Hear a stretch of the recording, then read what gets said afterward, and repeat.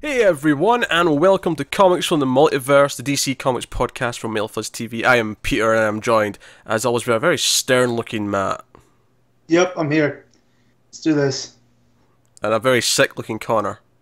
I am still ill. It's not as bad though. This is going to be a fantastic episode with... Usually that's when you say I'm better now, that's when I would go tell your face. But I wasn't expecting you to say that you're still ill. No, I'm still like a bit shit feeling, but I'm here. This is not a regular episode, this is actually our second annual episode. The annual episode, of course, being our awards for the year. So obviously we're looking back at 2017, we're going to pick our best writer, our best artist, our best single issues, and our top 10 series of the year, all for DC Comics, obviously. I'll have a little chat at the end as well if you want to mention anything from other companies, so we'll have a bit of a casual talk at the end for any other bits and pieces. I'll also give you a bit of a report over all the unanimous picks of the year. I'll always keep track of that so we can talk about it at the end of the year, because you know me, I do love to keep track and list things and have records in detail, in great detail. Too much detail. Potentially. Yep. But hey, don't knock it. That's all I'm saying. So I think we just did. I'll tell you not to. How was your Well, I'm not Christmas? gonna lie, this was making me feel better. Undermining you. How was I'm your- less ill. How was your Christmas, Matt? Oh, not too bad. You know, family's family, so what are you going to do about it? You know? Know that feeling. Kill them and bury them under the house, I don't know. So, no. that laugh was more telling than what you said after it. Certain members are dead to me. But, you know, the best part is they'll never see this because I don't know how to work the internet that well. So, Oh, God. And Connor was ill over New Year's, so he's obviously still recovering, clearly. I think it was I mean, I still had some drinks because it was New Year's, but I think it was the Of course you soberest. did. I think it was the soberest New Year's I've had in about a decade. let me just tell you, I don't like New Year's. It's a BS holiday. It's just changing the calendar. And an excuse for people to get slammered. Yeah. I don't like it. I gotta admit, I'm a bit apathetic towards New Year's as well. I'm not. I'll You take know- any excuse to drink. The 3 out of the last 5 years, we've gone to bed early so we can wake up and go somewhere else. So I feel like Connor only drinks in New Year's now because Arrow's not on in New Year's, so it's just a secondary excuse to get drunk. It's a celebration. It's the backup plan. Is there a holiday? I don't need a holiday to drink. I'll drink whatever the hell I want. so someone with a problem says. Dear. No. Someone with a problem says I will drink every night. I will drink. Not when I Well, want. come on, when there's I not have much different.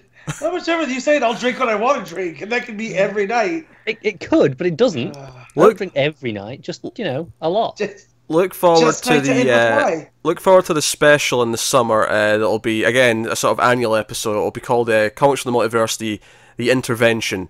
You can look forward to that one coming. I like how you said it would be an annual episode. So you're planning an intervention every year. Yeah. Well, this year it'll be your drinking problem. Next year it'll be Matt's hat problem. I don't have a hat problem, thank you. I have a rage problem. We all know this. I Other was doctors than you have tried to break me of it, but just to make this, I do not have a drinking problem. Like, in case people actually think this, it's just I like to yeah. drink. Wink, wink. Follow his Twitter when he's watching Arrow, guys. The spelling is Hey, full enough. no one judge me for that. It's Arrow. It's Arrow's fault, not mine. So my dad used to say that it was my fault, not his. So you're batting 1 for 1,000, my friend. Basically, what Connor does, you know how in like movies when someone gets shot with an arrow and they pour booze over it to help the wound before they pull it out, help with the pain. That's basically what he's doing with Arrow, the TV show. He's helping with the pain. It is. It does help with the pain. You know what I would do? Hold up a shield and not get hit with the arrow. That's what I mean. That's what I do. Nah, he's committed to not holding up a shield. Just let the shield down. Shield's a Marvel thing. We don't have shields. We're DC. No. That's just being a pussy. Just man up and take it. A Metropolis Guardian would beg to differ. Oh yeah, because people think of Metropolis Guardian when they think of DC Comics. That's the Well, they should. first person they go to. You could have at least said maybe that's Wonder Woman maybe has a that's- shield. That would have been a reasonable argument. Yeah, but she doesn't always carry with it. Like that's like the Metropolis Guardians thing. Like Are you really comparing the Metropolis Garden to Captain America in terms of levels here? I'm just saying that if Bendis wanted to write the Metropolis Guardian, I'm sure he could be the biggest character Well, ever. I'm just saying, one is better than the other, objectively.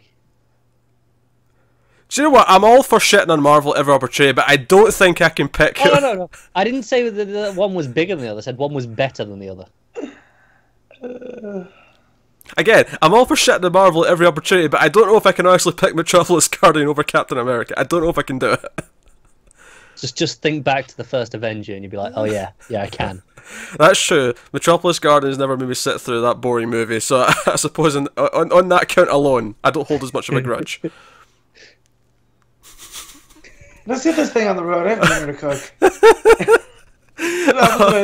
What happens when I start to meander and they're just like, we've gone too far. It's all your fault, Matt. You're the one who started down this path. I know. I'm thinking. Alright, well, let's do the same order as last year, give or take. We started with Best Writer, so we'll do Best Writer. And the way this is going to work is we're going to go round and we're going to each sort of nominate a writer. We'll go around the group once or twice and we'll have a group to sort of pick from. Then we'll just pick and decide who we think should be given Best Writer of the Year from the three of us as the Multiverse. Awards from the Multiverse. Damn it, that was a good name for it. I should have called it that. And you're stuck with annual number 2 now.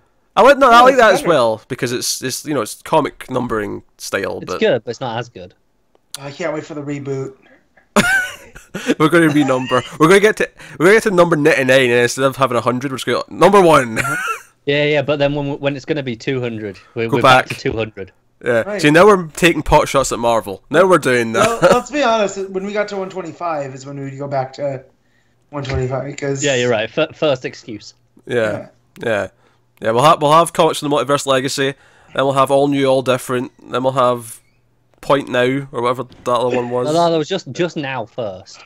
No. I was talking to my good friend Jared about comics yesterday, and we brought up Axis and how terrible of an event that was, in so much that we couldn't remember what books it happened in and if it even happened. I forgot it existed as a concept until you just mentioned it. Yeah, I'll be honest. Exactly. It took me a second, Matt, to think about Axis. Oh, right. Because there's some other ones that stick out in my mind. I remember Original Sin, I think, was one. And I remember, obviously, really good too. Avengers v X-Men, Infinity, Fear Itself was one, Siege was one. They do a lot of events. And that was. They do. Yeah, so Axis was supposed to be the next big one, but literally nothing stuck.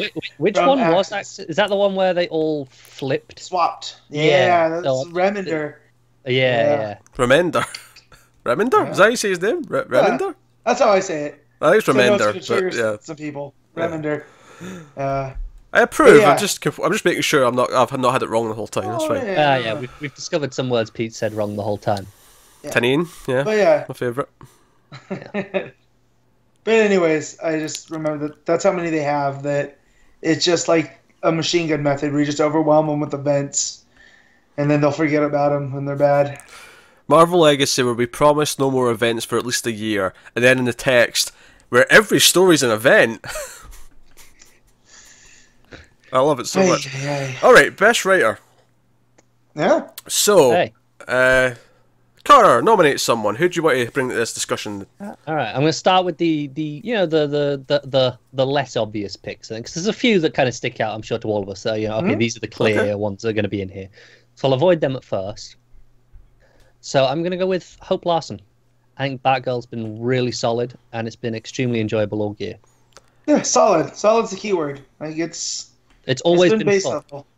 Yeah, no, I think it's gotten better this year compared to what the issues that it had in the first year. Yeah. What issue was the Ghost Hunt? Was that an annual? No, that was an issue between two arcs. That was early on, though. That might not have been this year. That might have been. Well, I don't know. So I remember reading that and not liking it. It would have been close, wouldn't it? Why let's go for the one issue he didn't like. Is like, was that this year? Yeah. I know. I'm saying. Yeah, it'd been like maybe 13 issues this year of that book, I think, because it did have an annual, right? It did, yes. Yeah, and I've liked all of them, I think. Yeah. Unless there's maybe one, maybe one that I wasn't as keen on, I'm not sure. But the primary stuff definitely had its best arc this year. This year was the Son of Penguin arc, which was pretty good, and then of course you had the Summer of Lies, which we really liked. He also had that one shot with girl and the dog and the cat's being lost, and they teamed up with Catwoman. So that was a great issue. So no, yeah, no, I agree with Hope Larson as a solid pick. I think the wit of the character. My only complaint right now is, and the weird thing about this coming right after that one, probably the weakest issue the book's had all year, the Christmas one, is that there was that one panel in that where it was all about taking a selfie, and I almost want to hold a grudge just for that panel. Yeah, I wasn't here that week, obviously, last episode. I think I haven't listened to your thoughts yet, but I'm pretty sure I like that issue more than you pair did. Oh, you did, because when we got to your top 5, we had a couple of questions about a few of the books on that placement. I usually I don't listen to the episodes I miss, because often I haven't read my books, because I know I'm going to miss it in advance. This one, because I'd read all my books, I have listened to about half of it, just not the back half where that stuff was. Alright, okay. Did you get to Action Comics? Because you had that ranked fairly high compared to what we would... Which was not at all. Even higher than I did. Yeah. And I'm on mark for that. But hey, fun with it. what was I going to say? So Hope Larsen's a good pick. I think she's improved. I think she's gotten better this year. I think specifically her stuff with Babs and Dick was solid this year. So that's a good pick. Matt, nominate someone. So my nomination is Jin Lun Yang. Jean Lun Yang, yes. Jean Lun Yang. I got so focused on the middle name, I botched the first part. For New Superman, which should come as no surprise. It's been a book that's been, I don't want to say solid because I just crapped on Connor for saying solid, but it's been, it's followed a certain path, and it was a path that I was worried that was ending. And instead, Yang decided, hey, we're going to make a team book now. And I'm perfectly okay with that. I actually think I'd almost say something similar for this as I would Batgirl, and again, this is one that's improved throughout the year. And I'd say 2017 for New Superman was better than all of its 20... And I liked it in 2016, but I think 2017, it became this book that I've loved and I look forward to the way I do now. I haven't obviously read this one, but I think it's more notable with these single shippers, because obviously they only had 6-7 issues in last year, or 2016. It was like, okay, so we've had some, but not as much to judge them on, whereas now they've had time to actually grow and become what they are. It's much clearer to judge them and see which ones are really above the pack. I think that's fair. And that's where he really stood out. Wasn't just Keenan, because we got enough Keenan through that first year, but we got more Baishi and we got more Dailon, where we got her whole origin. And what was really cool is how he tied in. What would it mean for Wonder Woman to be of Chinese mythology instead of Greek? Add on to that Avery, add on to that Robin Butler. The supporting cast for the book has just kind of ballooned a little bit, and it's all feeling really strong. You got I Ching in his supporting role. You got the villain. You got all this stuff. All Yang. Yeah, and then when you have the Justice League show up near the end of the year, it just feels right because it's been built in such a way. It was exciting. Feels important. It was exciting to see. We already had Kieran meet Superman, but it was exciting to see the others meet their counterparts and see the reactions and Baxi fangirling basically over Batman and then and even Delane over Wonder Woman as well, of course. But of course, Wonder Woman's reaction to Delane and Batman's non-reaction to Baxi because he's Batman. Right. All delightful. So no, I approve. Yeah, I'll nominate... Yeah, I kind of want to nominate a pair here, but I've got reasons for this, because they're kind of related to each other in a bizarre way. I bet I know what it is. You probably do know what it is. I'm going to nominate Tim Seeley and Sam Humphries, right? And the reason why I'm putting these as a pair is because they swapped books just recently, and I think they both had solid years on the books that were writing. I think Humphries especially improved, much like we've said the other writers have, in 2017, where Green Lanterns became a book that was... because the first arc wasn't so hot, and then we really started to like it, but I think all the best stuff in that book has been this year. We really, really liked a lot of that. And then he goes over to Nightwing. We've only had one issue of his Nightwing so far, but it was a great issue of Nightwing where I feel a lot of potential. And likewise, I think Seeley had a really solid year on Nightwing, and then we've had a good arc or so of his Green Lanterns, and I feel like, this might be even better. I feel like they've both swapped, and they might actually both be better in the new books than they were before. And I feel like I have to praise both of them for being good and then getting better and new characters. So, that's fair. All right, Connor, we're back to you if you want to. All right, I'm gonna go with Christopher Priest. And he's been excellent on Deathstroke all year. It's kind of really built up. It's had a lot of payoff in what it was building slowly and meticulously. The shift to single shipping hasn't really harmed it that much. I mean, maybe you want to read a recap now that you didn't before because it's been slightly longer. But everything's still, it's still paced really well. And then obviously he's just started on Justice League recently. We've only had a couple of issues of that, but that stuff has been really enjoyable so far and really promising going forward. Yeah, almost. He's almost magnified by the one following Hitch. Like you could put almost anyone. You could put Lobdell after Hitch, and it would probably feel like a step up. No, that's true. It's why I was almost not sure if it's worth mentioning. And I probably, if you hadn't mentioned the one issue on Nightwing before, then I probably wouldn't have bothered. But yeah, but it's the thing that he showed with Deathstroke is he can juggle all these characters around. It's not just Deathstroke's book; it's the periphery. Yeah. And then he can bring that to Justice League already within 2 issues. Even forgetting Defiance, it's a huge difference. It's all the Deathstroke family. It's Joseph. It's Hope. It's like all these characters, and I think the reason why I brought up that issue of Nightwing and why I think it's a good idea to bring up Justice League for Priest is we've left this year in this place where for all these writers who have just started taking on new books, but we're excited about all the new projects, and I think that's worth mentioning. So and I think Deathstroke, it did have like one weaker spot around the crossover. That crossover was easily the weakest thing Priest has done this year. It is, but I don't hold him responsible for that. So that's editorial. It was a little bit. I feel as far as we heard that it was he would just want to do that story in Deathstroke, but they're like, no, let's do an event out of it, and he brought in Percy and who else was involved in that one? Abnett for Titans. And they made a crossover out of it. It was good in concept, but fault in execution. So, I think DC wanted to make a bigger deal of it, so he made them use a lot of other characters and do something important with them. And we ultimately didn't like a lot of what he did with a lot of those other characters. And he was very outspoken afterwards about not liking Dick Grayson at all. So keep him away from him. That'd be nice. Well, that's fine. He doesn't need to. Yeah. He can carry on doing what he's doing with all the other characters, and he's. As long as Batman makes it. As Batman makes it out of metal and we don't have Dick Grayson in the Justice League, we should be fine. Oh god, that'll be so weird if that ends up happening. Dear. As much as I want it in general, just for that one reason, maybe wait till Priest is done in Justice League. Maybe that's an idea. All right, Matt, you got another nomination? So I have another pair, but it's a pair that goes together that has all year, and it's Tomasi and Gleason, but it's for Super Sons, not for Superman. Super Sons has just been a fun book throughout the whole year. Gleason's not on Super Sons. He's not on Super Sons? It's just Tomasi. No, it's just Tomasi. Oh, maybe this explains a lot then. then it's Tomasi. What a dig at Gleason. Jesus. Hey, no offense, man. I miss your art. I'll say that. I'm not sure I can support this pick because while Super Sons has been excellent, the awfulness of certain points in Superman drag his reputation down so much that putting him on a best writers list feels wrong. I see you that point, but I raise you a Connor Kent, and that's all really that matters.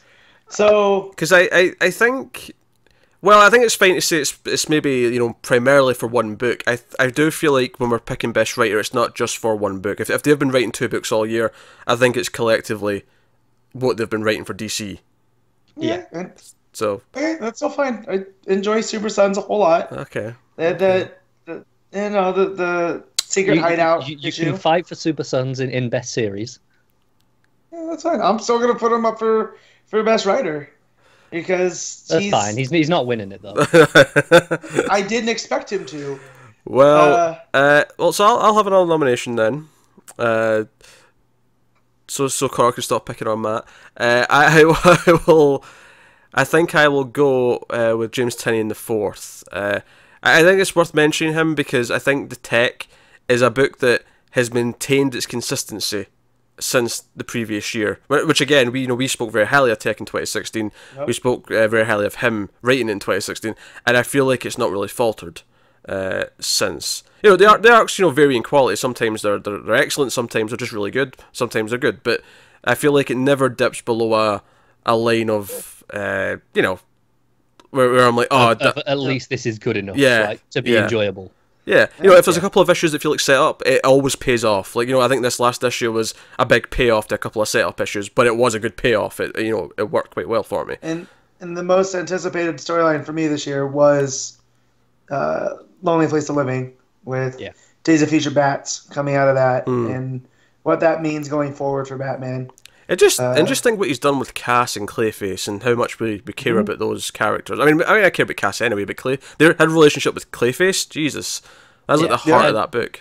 And just while we're on Tinian, I think it's worth noting his involvement in at least the early stuff in Batwoman. That was co-written by him. Yeah, and I think the future issue was especially notably, you know, come from him because obviously that's stuff that's going to pay off in his detective run.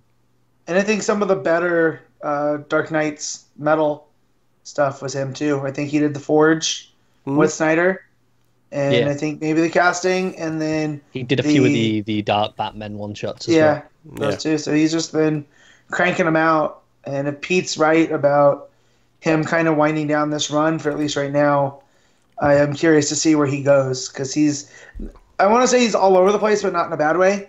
He's always been very Bat family though, hasn't he? So I'm excited to see him try something different. Yeah, I wonder if he'll end up taking another family on.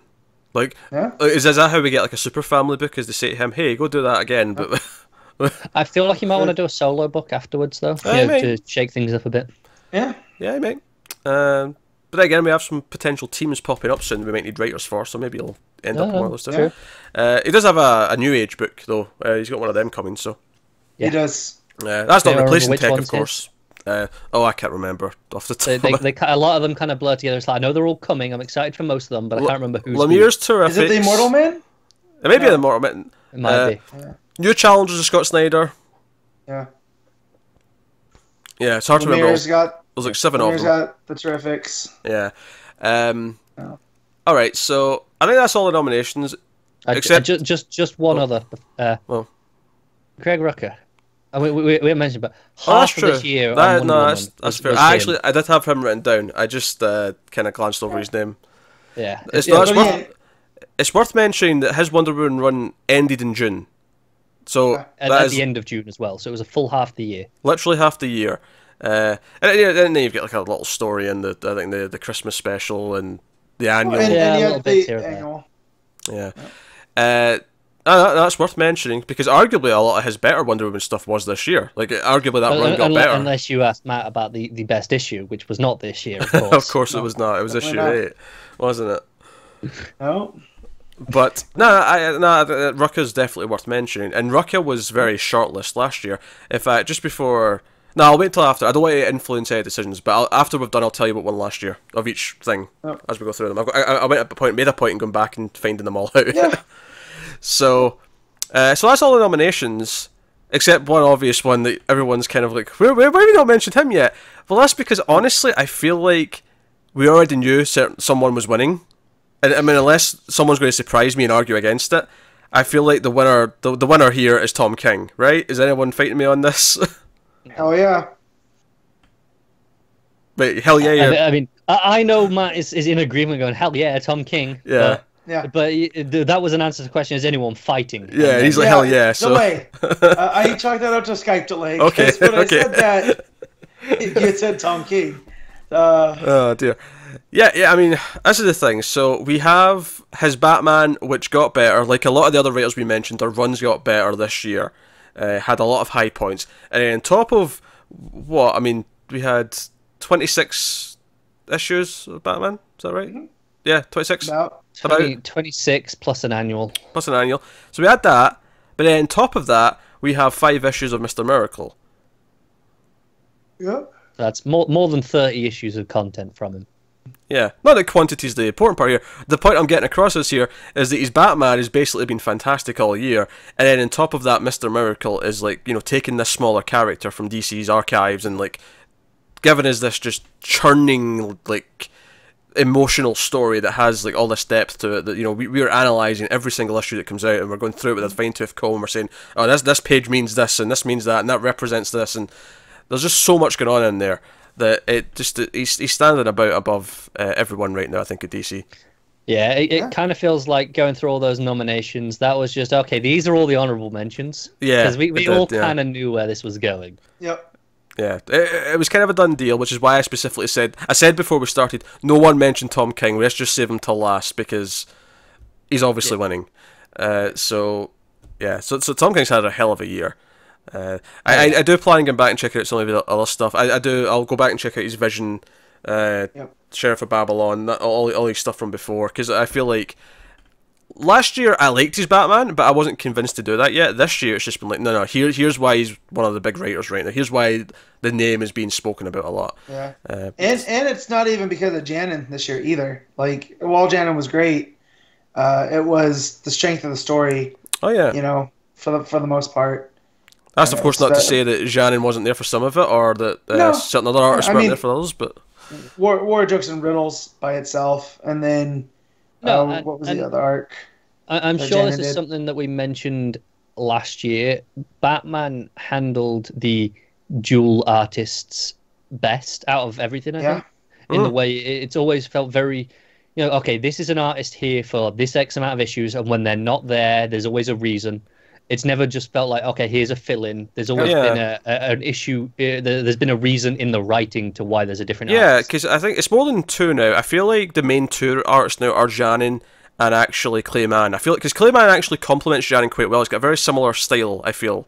It's a little more sketchy. Yeah. A little line heavy. Clayman does all the smaller arcs and then the fill-in issues a lot of. Like when I say the smaller, I mean, whereas okay, it's 2, maybe 3 issues. They kind of tend to fall to him, and of course we've got some others now.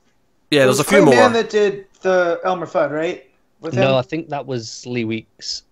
Lee Weeks, okay. Yeah. That's another. Yeah, and Lee Weeks did the annual as well, I believe. Yeah, okay. That's another great partnership. Like King works with these artists so well. And obviously Gerard's did the Rooftops 2 part at the start of the year, and then we had Joel Jones for the 3-issue arc just recently. So it's been cycling through a fair amount of artists, but they've always been complete stories with each artist. Which again, we're praising him for his writing here, so it's not as relevant, but. Just the point being that he's always paired with someone great right now. It's like there's been no. It is, but I know for a fact that there's a story coming up that originally he said on Twitter, he's been very open. He's introducing a villain, and it'll be the first time he introduces a villain in his run, which is exciting. And it will be. Originally, this wasn't there. The artist that he had ready for the next arc wasn't actually ready yet, so they're pushing that story back a couple of months and doing this fill-in art. And he's got someone else, so it's very much in the writing determining the art, not just okay, here's a fill-in for this issue. It's always written for whoever was in mind for the artist. Well, and that was the same with Jan in War Jokes and Riddles because he had the Kite Man interludes. Exactly. Yeah, there was always a reason when you swapped to someone else's art. Yeah. So. Yeah. The fact is, though, is I feel like with those Clayman issues, like I almost wouldn't have even been that mad because I think his style is so similar. At least with the same colouring that they had on them, I feel like it complemented each other. I never felt like it was a big jump from what it was before stylistically. Whereas if it jumped from Janin to Gerard's for the in between issues, it would be a bigger leaping. Like, oh, this is still great, but it's like completely different. Yeah, it'd be one of those where if it was as it was with the actual interludes written planned for a different artist, I'd still be okay with it because you can kind of put anyone in there and go, okay, this is why it's different. Oh, sure. But if it had just been the next part of the story, definitely. But I think what I'm saying is I was impressed when I went to that issue that it didn't actually look that different to what I was expecting. I was kind of expecting it to be completely different. Okay. And then Clayman's art was like, no, this is actually kind of similar in tone and style to what Janin was doing. Aye. So, Tom King wins. Unsurprising. Yeah, not surprising at all. Yeah, and I'm going to get Matt. I'm going to get a tip jar from Matt. Every time he yawns, he's going to put some money in the jar. Oh, we'll be rich. I will be rich by the end of this episode. Anyway, so it's funny actually. We'll talk about artist there, which actually nicely leads us on to best artist. I mean, are you going to tell us who won best writer last year? I was literally just going to say that. My hand came up. You shouldn't have segued into the next one. My hand came up because, as I said, I remembered. I was going to say, but before I do that, let me tell you who won best writer last year. Okay. He's too quick to correct me. I've said this a million times. He's too quick. Don't segue then. Oh, I want to write a segue through your head. So, last year's best writer, Anyone remember? Does anyone remember actually just off the top of my head before I tell you? Hazard a guess, it would have been Tomasi and Gleason for Superman. Same guess, Matt? Yeah, that is correct. It was Tomasi and Gleason for Superman. How times have changed! The mighty have fallen. How times have changed. I mean, I guess, I suppose in a weird way, like, so many of the books got better this year that I can't really fault that one main one, well, two if you include Wonder Woman post-Ruck, I suppose, but that's a different writer, so I don't really count that as the same thing. But, you know, one major one falling, is that worth the rest of them all getting better and going up? I don't know. I mean, Matt wouldn't say that because it's Superman and he, like, wants Superman to be the best, but, you know, just in a needs of the many outweigh the needs of the few kind of thing. Like, there's a balance there. I can appreciate. Or we could just have both. There's no logical reason that Tomasi. Well, sure. I'm just saying. There's not a set amount of writing talent at DC. It's like we have to share this equally. I'm not saying there is. Connor, shut up. I'm saying, looking at the year as a whole, there's more improvement than decline, right? There is. Okay, good. Okay, I've agreed on that. I'm going to kill Connor by the end of this. Going to absolutely kill him. All right, Matt, you can start off this. Give us a nomination for Best Artist. Yeah, so I don't remember how to say his first name, but we've nailed his last name, and it's Stejic from Aquaman. Actually, Matt, I don't want to correct you, but I think we have not nailed his last name at all. I feel like I think we've been saying that wrong. I think it's like... Bro, I looked it up on his Twitter, and it's written phonetically. Okay, all right, I'll take one for it. And his first, it's like Stepan Stejic, is what it says. But I'm still not comfortable saying his first name because I think he's Croatian, so it's just a weird language for me to try to wrap my mouth around. But you should have just stopped it. It's a weird language. That's what I do. But just his art got me back into reading Aquaman, just based off of the covers, and then Pete constantly. Every time a new issue of Aquaman came up, it was always up for best art. Oh yes. And finally, I was just like, well, all right, I'll give it a shot. And I ended up liking the series, but the art really, really drove it home. And then he did a fill-in issue for the Gotham Resistance, which made me buy an issue of Suicide Squad solely because of his art. So it was a pretty good year. I mean, it was the nicest looking of issue of that. I mean, it wasn't maybe the best issue of the crossover, but it was the best looking issue of that crossover, certainly. Oh, definitely. I can say that with... No, I agree. I think it's a testament that after he came in and did his arc on Aquaman, we've had one issue after him now, and they've decided to keep all of the changes he made in terms of style. Like, the colouring is similar to what that arc was. The way that the Atlantis looks now is similar to what he designed in his time on the book. I think it's just the book is better for him having been on it for an hour. Yep. Yeah, that is just undeniable. Absolutely. And I'm happy to say that it carried over past him as well, like into the new issue. I still like that issue as well. Sure, I'd rather have him on the book directly, but it's still the effect it's had. But it's better now than it was before, because even if they're imitating this style, that's just better than what it was before, where it was still very... I don't want to say house style, but it's kind of what I expect from a lot of DC books during the New 52. It still looked like what Aquaman looked like since the start of Jones's run. It had the same look to it since the start of that. So it was nice to break away from that and have something different. They made it feel a bit more unique to Aquaman, because I think, sure, you had a lot of blue before, but now it has this kind of like muddy underwater feel to it, and it's like, we're down the depths kind of thing. Yeah, definitely. So, no, I dig that. I'll nominate one next. See, I feel bad. We mentioned like 3 while we were talking about King there, so I feel bad nominating any of those. I feel like I'm going to go with Jean Ferreira mainly for Green Arrow. Shocker. Mainly for Green I'm not Arrow. gonna lie, it was on my list. Yeah, well, I mean, I'm pretty sure I said all the same things last year, but his sense of motion in his art, whenever there's speed, whenever there's like Green Arrow on a bike, or he's shooting an arrow, or he's like grappling somewhere, or anything like that. That's great. He did the issue where they were in the submarine, right? Going down the water. Yeah. Every single panel of that was like, I can print that and put it in the wall. I can frame it, just put it on the wall. It was beautiful, atmospheric. I don't know if it's him or if he has a colorist, but the colors really benefit his art. Yeah. And also this year we had the arc with the road trip where we learned he's pretty versatile. Because we saw him do Gotham. His Batman is phenomenal. Yeah, he did both the Batman and Superman issues of that.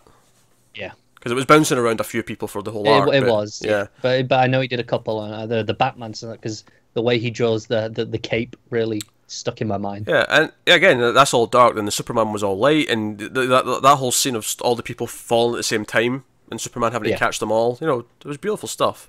So, no, Faraya. Connor, nominated someone. Who have I got that we didn't just talk about with King? I mean, we still have to bring them up. We'll bring those up, but I'll get some of the others out first.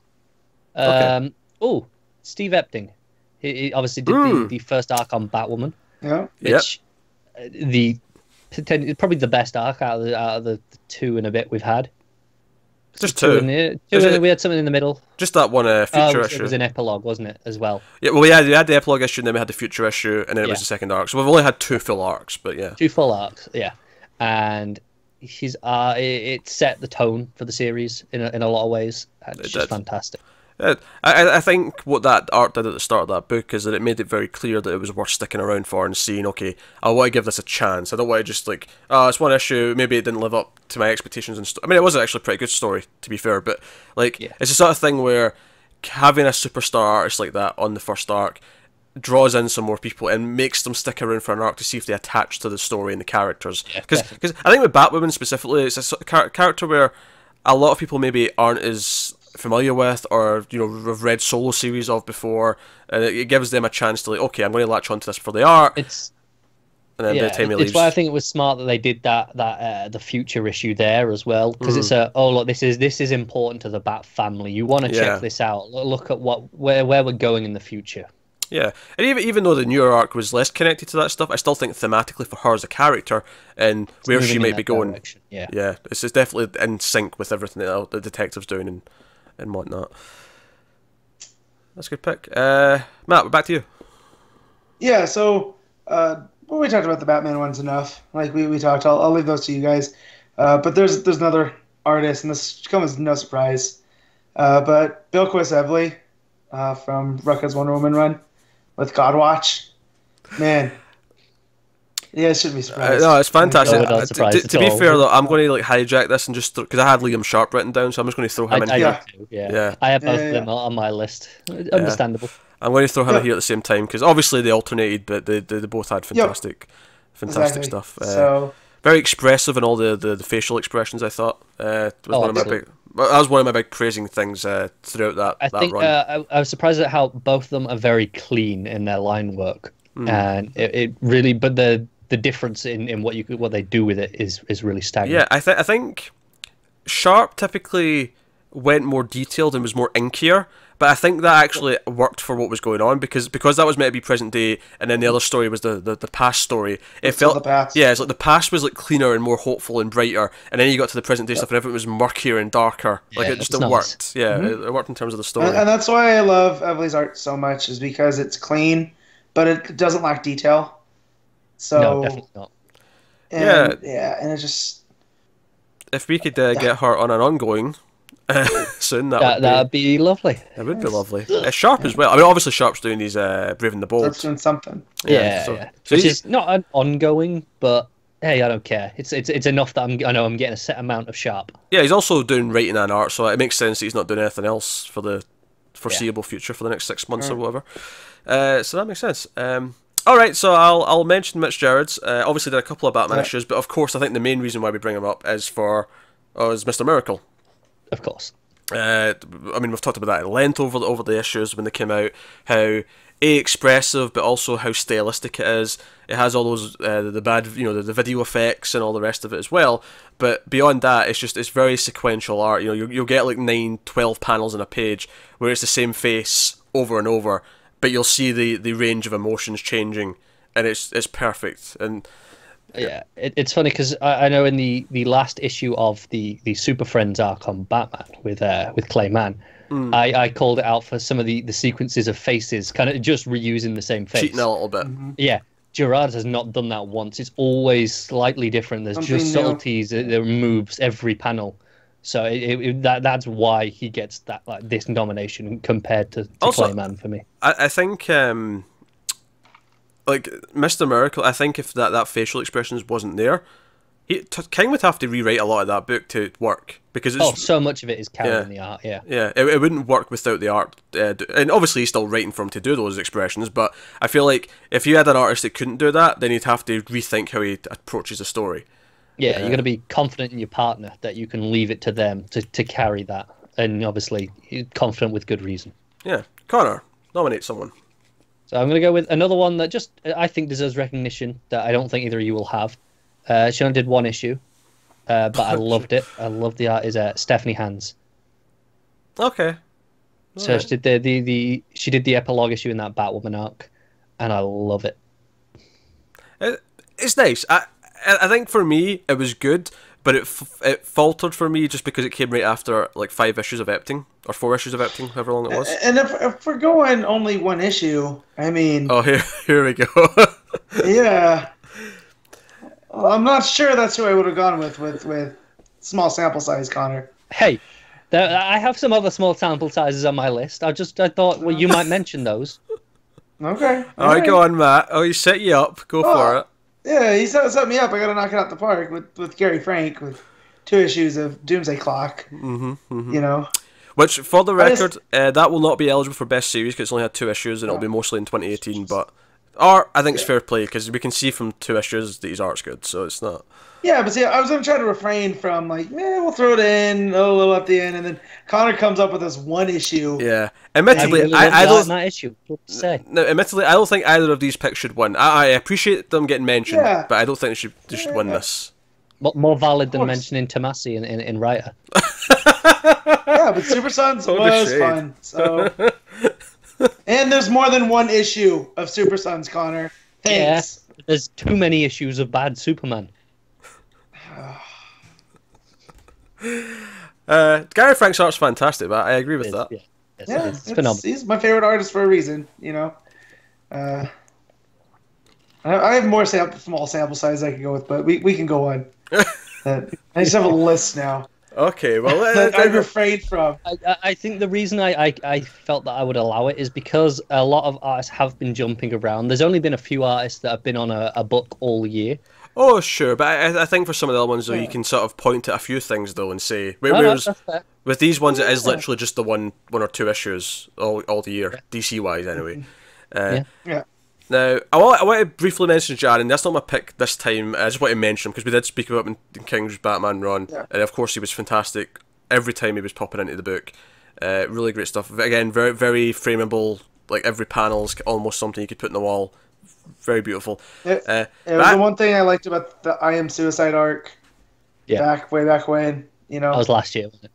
Yeah, that was 2016. Yeah. But the one I want to bring up is the other one we mentioned during the King discussion was Joelle Jones, specifically because I want to mention that not only for Batman, but also for Supergirl being super, which I also thought was fantastic. I mean, whoever mentioned Marika Tamaki and the writer, again, it was only 2 issues this year, so it's kind of hard to kind of swing that, but I'm looking forward to her doing more stuff at DC. Obviously, she does. I think she does She-Hulk over at Marvel. Yeah, which people love. It's getting cancelled though. Yeah, it's getting cancelled. Yeah, it's ending. Unsurprising. Shocker, right? So maybe with a bit of hope, we'll have her over doing some more DC stuff because she was really good. But no, Jill Jones's art, that was fantastic. And what I like about her art is how different for each character. Because when she did Batman, it was a very specific style. It was all very. Because it was a very Lawrence of the Arabia arc, because they're all in the desert for like the whole issue. There's a lot of sword fighting, and the sword fights are the sort of thing where it could be dull depending on who's doing the art, because you have to like get the motion right, you have to make it feel like it's a sequential bit of combat, has to be exciting, and that can be very easy to feel at, but it never was. But then the other side, you've got Supergirl being super, which was more of a teen drama, and it was all in the awkward teen moments of Supergirl feeling embarrassed, or like she had to hide things, or I don't know how much was down to the inking, and I don't know if she inks herself or if it was someone else. The inks were a lot lighter on Supergirl, a lot thinner, whereas in Batman it was very heavy, thick lines everywhere, which really gave it that sense of style for that. Yeah, and I think again it suits each story. It does, yeah. So well, it's herself that's doing the inking. I think the choice was right in both cases to go the path they did. So that's cool. I don't have any more written down. Is there any other nominations that anyone wants to throw out there? Yeah, I've got one that I'd like to mention because it's not going to get mentioned again. It's not eligible for best series or anything like that. But Sean Gordon Murphy with Batman White Knight, his art has been phenomenal. Oh yeah, super moody, super atmospheric. He's someone I associate. Like I love when he does horror books. Like, you know, if Snyder and him want to do just horror books after they're done with the Batman stuff, I'd be more than happy with that. Yeah, forever. Sure. Jason Fabok, but all I can recall was the first issue of the Button. I think he did. He did both those issues of the Button, right? Yeah, he did for Batman. He did the 2 Batman issues, I think. Yeah. And then he had some stuff in Metal, I believe. Yeah, that would be the only other one I really want to mention is Greg Capullo for Mel. Okay. Yeah. No, that's fair. The first issue of the Button, though, just with the way he drew the hockey fight. Oh yeah, that countdown fight that takes place second by second, panel by panel. Yeah, it's again, we mentioned sequential storytelling for Gerard's.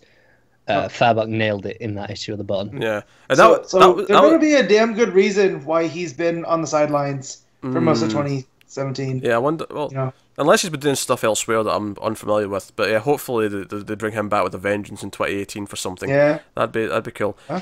Yeah, especially as he was during the New 52, he was one of the big guys. Yeah, just haven't seen him around a lot lately.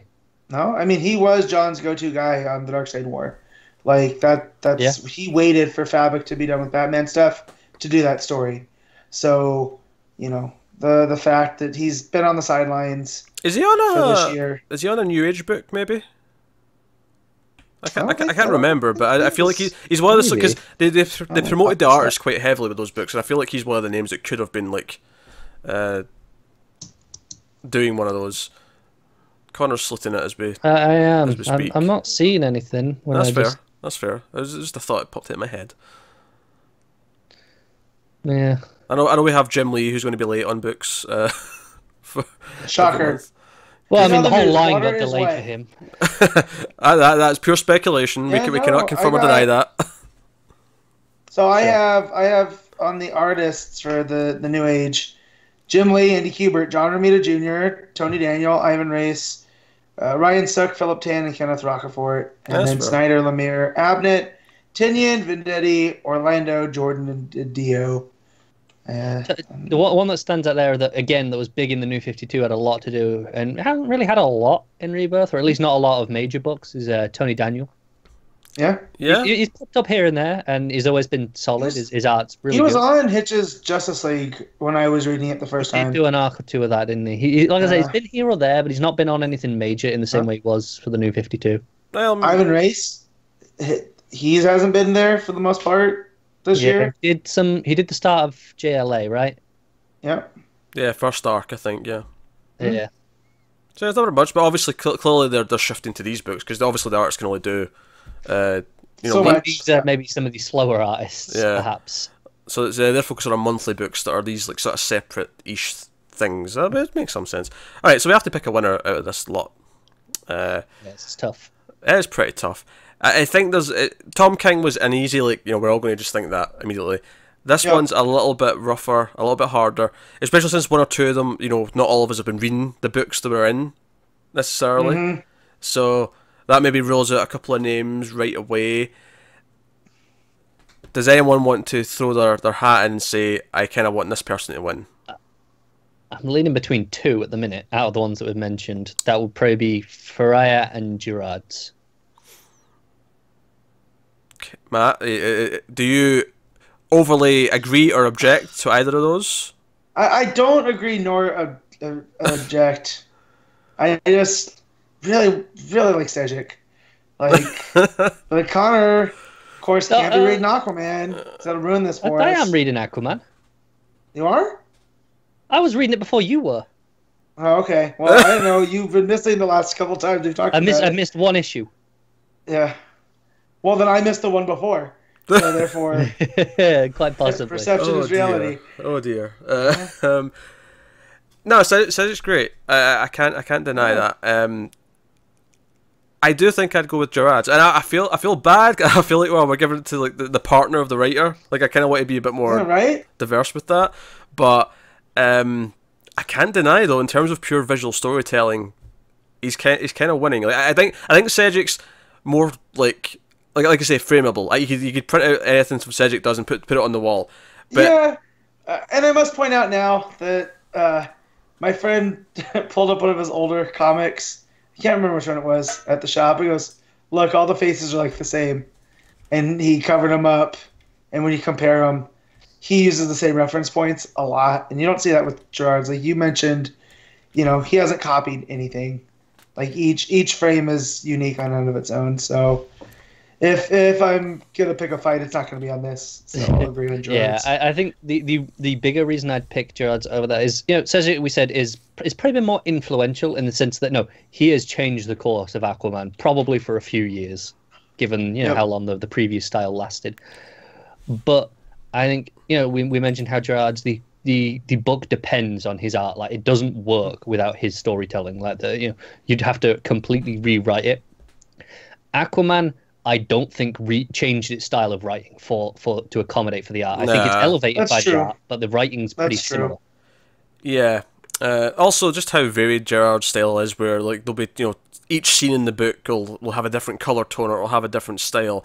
One will be these vistas, one will be all these TV screens, one will be it keeps changing. Yeah. It keeps changing up what it does, and it's fantastic. So I guess we're giving it to Gerard's. Is he getting best artist 2017? I think so. Well, any guesses to who won last year before we move on? Janin. I don't know. Maybe Janin. I can't really remember who we really fought for last year. Actually, the winner last year was Nicola Scott. Oh, that makes more sense. Yeah, and most of her issues were before Christmas, so that Yeah, there's only a couple after, wasn't there? Yeah, so that's why we've not mentioned her this year, because it's hardly done as much. Yeah. She's been away doing Black Magic for most of the year. Which is over at Image. excellent. I'm sure it is. I need to catch up. I typically wait for trades on the non-superhero stuff for whatever reason. Alright, so before we go into the best issues, a few nominations if people want to throw in for best single issue of the year. I meant best series before. I said best issues. Yeah, I was going to say. Yeah. Before we'll do best series as the last award, because we'll build a top 10 out of it. But best single issues, I've got a few written down. I think here, we might agree on one. Yeah, I think we can agree on one. I feel like we'll maybe all gravitate towards one or two. Well, I suppose I'll go first since you guys nominated first last time. Yeah. I think the first one I want to go for is actually Batman 15. Batman 15 is the second half of the Rooftops story. Actually, was it? No, it wasn't. Sorry. Wait, I think I wrote down the wrong number. This is why I write nothing down and then look it up as we talk about it. Alright, I'm going to have to double check I've got the right issue here. The one I'm picking is the one that ended with the proposal. Oh, that was much later than that. Yeah, it wasn't 15. It was right before War Jokes and Riddles. War Jokes and Riddles. I think I considered the second Rooftops issue, and then I changed my mind and said, no, the one with the proposal where he's talking to Gotham Girl on the top of the tower. Yeah. All issue. Like that's the issue I'm voting for. So I think that's like what, 23, I think I'll say. Sounds right. Because 21 and 22 were button. Yeah. Yeah. Apologies, this is a shambles. So 24, 23 was the Swamp Thing issue. Oh, there you go. 24 then. Batman 24. There you go. We got it in the end. This is the guy that does his research as well. The rest of us are screwed. Oh dear. Yeah. No, it's a beautiful issue. It had a big, nice dramatic point. It examined Batman in a way that he doesn't normally be examined, because it's about him being happy. And it touched on that again as well with the Talia arc later on, which I really liked. But I think I like this because it poked at Batman with a completely different lens. And then on top of that, you had some really gorgeous art in the issue. And yeah, and the way it intercut between him and Catwoman and him and Gotham Girl. I thought it was fantastic. So there's a lot of great Batman issues to pick, of course, but that was the one that I think I landed on. Connor. Right, so I've got, just so you have context, I've got 4 options here. Okay. If issues, I wrote down 4 possibles. 3 of them are by King. I have 2 by King out of 4 options. Okay. Now, I will get the one out of the way that I don't think either of you have read yet, and that is the Batman Elmer Fudd issue. Yes, I read it. We've did you? discussed Did you this. go back and read that? Okay, sorry. Yes, I did. Okay, Get it it's on it. phenomenal. I love it. And I don't want to say anything more because if you haven't read it by now, just go and read it. There's only so much you can say without spoiling it for someone, but it just does nothing that you'd expect, and it's just an incredible single issue. Matt. Okay. So, my next one is you remember Wonder Woman? Remember how good it was? I do recall, yes. Yeah. Remember when they introduced Jason and we got that background? Oh God, Matt, what are you doing? Yeah. That's a troll pick. No, it's not that. It's not that. It's actually the Button issue 1, whichever Batman issue that was. 21. I already brought up the art with Fabic, but again, what it did towards the end with bringing in Flashpoint Batman and the Flash with Batman and all this other, it was a whole lot of fun. That's why I read DC Comics, is for stories like that. Plus, it teases not only the Justice Society, but the Legion of Superheroes. So I feel like it's a crux of the Rebirth overall story. Yeah. I'll pull you up. I don't think Flashpoint Batman appears till the end of the second issue, but otherwise I'll agree with what you're saying. Yeah. Gotcha. They all run together at this point. Because the end of the first issue is when Barry shows up and Reverse Flash is gone and Batman's there all like... It's the fight. Yeah, that's right. It's the fight. You're right. Yeah. Well, then it's just a Flashpoint Batman for that fight between Reverse Flash and Batman. Man. You like the buttons, what you're saying, Matt. You really like the button. I like the button. Yep. Yeah, the second issue is the one with the room with all of the stuff in it on the Watchtower. That's another fun one. Just looking through all that, looking for the Easter eggs. Yeah. Oh, so much thought went into this. Are we back right to me? We are, yeah. I just want to mention... Do you know what issue this is this time? Yeah, I should do. Well, it's funny because I just want to mention briefly, because Matt mentioned Wonder Woman. I actually went back and thought, okay, right, surely one of those Wonder Woman issues before Rucka finished would be on this list. Unfortunately, it's been so long that all the issues blurred together for me, and I couldn't pick one that stood out on its own. So, unfortunately, I don't have any Wonder Woman issues to pick, but just, it's fantastic. Certainly when we get to Best Series. You don't want to pick Jason? you don't want to pick him? Jason! Jason! It's a video game joke. Guy. Can we give an award for most useless character? Sure, Jason takes it. There we go. That was easy. That was easy. My next pick. I'm avoiding the two really obvious ones. My next pick will be Batgirl 13, which is the pets have went missing, and the little girl teams up with Batgirl to go and find the pets, and Catwoman joins in, and it is just a jolly because all my other picks are really serious, heavy, emotional things. This is just the fun of the funnest. It's delightful, isn't it? Delightful, yes. I want this kid needs to be a sidekick. I want a mini Batgirl who hangs around with her and helps us fight crime. Yeah, that'd be fun. I'm trying to think of what an appropriate name for that would be. For Batgirl's Robin, I don't know what it would be. But yeah. I don't know either. Can't have Canary. You can't have Canary, no. Can't have... I'm thinking of other bird names that would fit. Can't have Bluebird. Cardinal doesn't sound right. Yeah, I got nothing. Oh, thank God. We could have been here all day. Yeah, I know. Sparrow. It'd be the Sparrow. Sparrow's not bad. Can't have Lark, because the Signal's got that... Wait, I guess he doesn't. She'd be the new Lark. No, I still use Lark. Penguin. No, that's a villain. No, that's taken. Wood chipper. Puffin. Falcon. Falcon sounds a bit big. Solid. Sounds a bit big though, doesn't it? Yeah. Also, there's a Marvel character called Falcon, so I feel like we have to. I forgot about that. Have to avoid that one. All the good birds are taken. I forgot that he existed when I said that. Wait, are you serious? Yeah, it blanked on my mind. I was just going through birds. I thought that was the joke. I thought that was the joke. No, I was just going, what other birds can I think of? Parrot. Oh, you.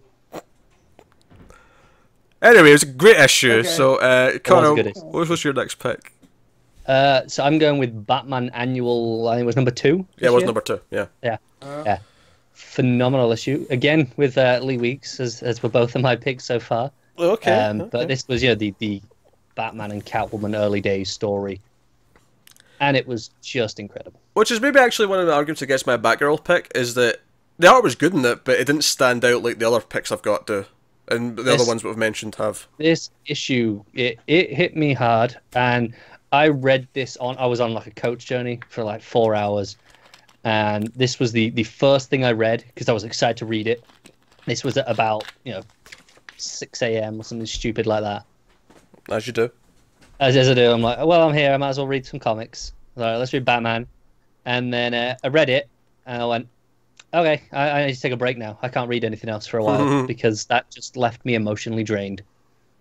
You do have a heart. I'm shocked. I'll be honest. Yeah. It takes a very special issue to activate it. Matt. So again, I don't have numbers because I'm flying by the seat of my pants here. But there was that Green Arrow issue where that arc where he went around, and Hard Traveling Hero. I really like Hard Traveling Hero. And I know you guys are gonna think I'm talking about the Superman issue, which I did love. But even better than that was when he teamed up with Batman in Gotham. And yeah, between the art and the story there. 2017, the year that Batman was almost always better than Superman, even by Matt's opinion. I can't, and it kills me because that wasn't going to be my initial pick, but I can't find the issue of New Superman that I want to talk about. The new Superman issue, is it the one where they actually go up the building and we get the Beauty and the Beast joke from Keenan? Because that's probably my favourite issue of that book so far. But no, it's when they went back Keenan went back in time. Okay, and that's a great one too. Yeah. Yeah, that was also up for the running. I can't find the number, and it's eluding me right now because the covers, of course. It's maybe one or two after the one I just mentioned. It's like 14, 15, something like that. 14, 15, and that. Go on. Well, go ahead. I was just saying, it looks like 29 is the Green Arrow issue you're on about. There we go. There you go. Yeah. Green Arrow 29. Live research. Oh, there you go. Hey, this is his fault. I'm just covering for him. Because there's another one I want to say, but I'm pretty sure Pete's gonna get there. So okay. Well, I'm just going to throw out my last two together, just so we speed this up a little bit, because I think they're the two obvious picks to throw in.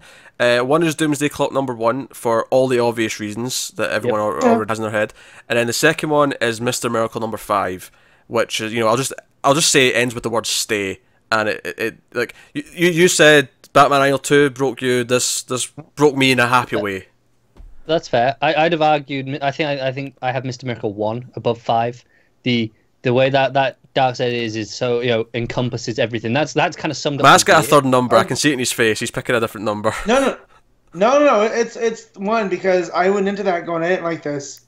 I'm not reading this. And then over the course of the show, I was like, holy crap! I think I did. Wait, nope. I definitely like this. And it was on for the whole rest of the... Yeah. All right. Okay. Is anyone getting any more before we make the pick? No, that's mine. Mine's a twofer, and it's when the Superman family went on a road trip to across America. You Shut can up, Matt. piss right off. Shut up, Matt. Shut up with your history bollocks. Want no part of it. I mean, I love history, and I didn't like those issues. So, what happened? They can go into the worst issues, along with some of the issues of the latest stuff in Wonder Woman. Yeah, right. Oh no, that Wonder Woman stuff's better than those two issues. At least she's not reading off a plaque. I'm going to give it that much. True. Yeah. If only, though, right? The Here Lies Zeus. Well, I guess that's going to make us pick one of these bloody things, and I feel like it's probably going to be Doomsday Clock #1 because it's the one that we all kind of had. Yeah, because we disagreed on the Miracle issue, so yeah. that I mean, they're both fantastic, obviously. All five of them have been fantastic, but Doomsday Clock's an easy pick. It's probably the most important issue of the year. I think it still surprised me though, because it still wasn't what I expected. It was still very much like I was still expecting this to feel like an event of some sort, but it doesn't in any way. And the way it ended like Watchmen. with Superman reminding you this is still a DC comic. Yeah. Even though throughout the entire issue it didn't feel like it. And then he wakes up from his nightmares I've never had a nightmare before. I think I love the building of the mystery of okay, who's the Rorschach, who's this, where are the other characters? Because they mention some of the other characters in issue 2, but we don't see them yet. Will we see them? I don't know. We might not now because seemingly we might be just in the DC universe for the rest of the story. But all these little things, I'm so drawn into the mystery and the story and where is Manhattan at every single page of both issues that I don't think any issue sucked me into a book as much as Doomsday #1 did. That issue. Yeah. Like, I don't just mean this year. Like in the last good few years. When was the last time you read an issue that you were just like, I need more like this. I need to know. I need answers. The Jason Origin issue. Well, I was going to give you a serious answer of Rebirth issue 1, but yeah, no, that's fair. But that was also like 80 pages, 100 pages, give or take. Oh, sure, yeah. That was stupidly long. It was also by Johns. 25. Well, yeah, Johns just knows what he's doing. Clearly. Anybody that says John's a bad writer, I will fight. Like right now, we're gonna strap up Bloodsport style. Just to be fair, I think the first Doomsday Clock was a little bit longer than that, actually. All right, maybe it was 30 pages. It was nowhere near the length of 2 was 25, which is still a little bit longer than most books, but it is. Yeah. But hey, all right. So Doomsday Clock #1 takes it. So that gets the award for best single issue. It's surprising. Bunch of DC marks sitting here. Absolutely no one. Oh, yeah, no one would have predicted that on a DC show, would they? No, I don't have the best single issue from last year because it was impossible to find in the episode. So it's less relevant. I'm gonna say it was Wonder Woman issue 8. No, Matt. I think no. To be fair, Matt probably fought so hard that we just went, fine, have it. No, it was Rebirth issue 1, right? I'm willing to bet it was Rebirth issue 1. It's too obvious, probably not to be. True. But so let me have my joke, damn it. Alright, okay. Oh, fine, okay, and we're retconning it. It was actually Wonder Woman 8 this whole time, last year. You know how, this popped into my head, you know how they did the deluxe hardcover version of Rebirth? The Action Comics 1000 hardcover, my shop was tweeting about it earlier. They're actually just doing a hardcover version of the issue. Weird. Yeah, so it's not like this hardcover that we're hearing about. I don't know if it's this extra celebrity thing. It's actually just the issue. Well, it's a companion. It's got all these other things in it. It's got like this lost story. It's got other things. The way my shop was talking about it is like, no, this is it's not as long as you think it is. Well, we know it's not because that hardcover's still out in March, whereas the actual issue is not out till April. So there may be a hardcover of it when it comes out. Unless the hardcover's got published as well. I don't know. Unless this is a different one. Yeah, it hadn't last I checked, but there was a hardcover scheduled for March, but it was like all this like extra material and whatnot. But I don't know if the issue that got pushed and it's the same thing, or there is an extra thing that this is. But there was definitely no. I don't think there was the issue actually in the book itself because it was clearly called a companion. Yeah, because this one they were likening to that Rebirth issue deluxe hardcover where it was like that but for Action 1000. I'm all digital, so it's not that confusing for me. But Matt, your mic's going. No, it's already gone. To be honest. All right, yeah, it'd be quiet for a little bit. All right, so series of the year, best series. I know. So this is tricky. So we're going to nominate a bunch, and then we're going to rank them. We're going to decide in a top 10, which could lead to some fighting, because I know Connor's going to strive for Red Hood high up on that list. Sorry, if you want to have a worst of list, I'll fight for that one. Yeah, Connor's going for Red Hood. I'm doing my fighting stretcher, so give me a minute. Okay. This actually might be competitive because I feel like there's some stuff that especially Pete might want on there that I'll disagree with. Okay. All right. This is like for those that watch wrestling. This is a triple threat where all three opponents have history with one another, and they two can gang up on one at any point, and shifting loyalties. Could you explain what the hell that was? Yeah, I got you. I don't know if I can, to be honest. It's a triple threat. 3 guys fight, no disqualification. And the only way to win is to pin or submit. Like there's no other way. But they can shift loyalties, and 2 guys can gang up on one, and all this other. And I feel that's what's going to happen here. This is so like convoluted. 2 on 1. Yeah. Such a convoluted explanation. Okay, so all right. So Joe, it's funny actually. I want to point out how I started the episode last year because it's relevant to something I'm about to say. Last year, at the start of the episode, when I introduced the show, I said, "Hey, welcome to the show, blah, blah, blah, we're going to do this." And the first thing I said before we started talking about awards is I said, as a joke, well, we can all agree that Superman's not winning anything this year, right? And you two laughed at me because it was a joke. It was an intentional, funny line because I was saying it to rile up Matt. I am going to say with a straight face this year, Superman's not in this top 10. No. I'm laughing because it's true this time. Yeah. Because when I went back to check who the winners were, 'cause I never noted them down, and I heard that at the start, I started laughing uncontrollably, because this year it's true. It's been rough. It's been rough for the flagship book. It's a shame. It's a shame. But so that's fine. That's out. I do have last year's top 10, by the way, so I'll tell you what that is afterwards. And just for this one, because I know I didn't bother actually writing down a top 10 this time, and I know Matt hasn't. So do you want to tell us the ones you've got, and then we'll add on, subtract from there? Okay, sure. So first two obvious ones, surprising no one, and this is in no order, by the way. This is not ranked. This is just me throwing out some of the more obvious picks. But Batman and Mr. Miracle, I feel like, are both going to be represented. That seems pretty fair to say. I also have Detective Comics there. I also have Green Lanterns there. Okay. You got Batgirl. I think me and Matt are going to fight for New Superman this year. That's right. I will say now, I will concede to giving that a spot somewhere, because I know you two love it. Okay. Yeah. Nightwing. Green Arrow. Deathstroke.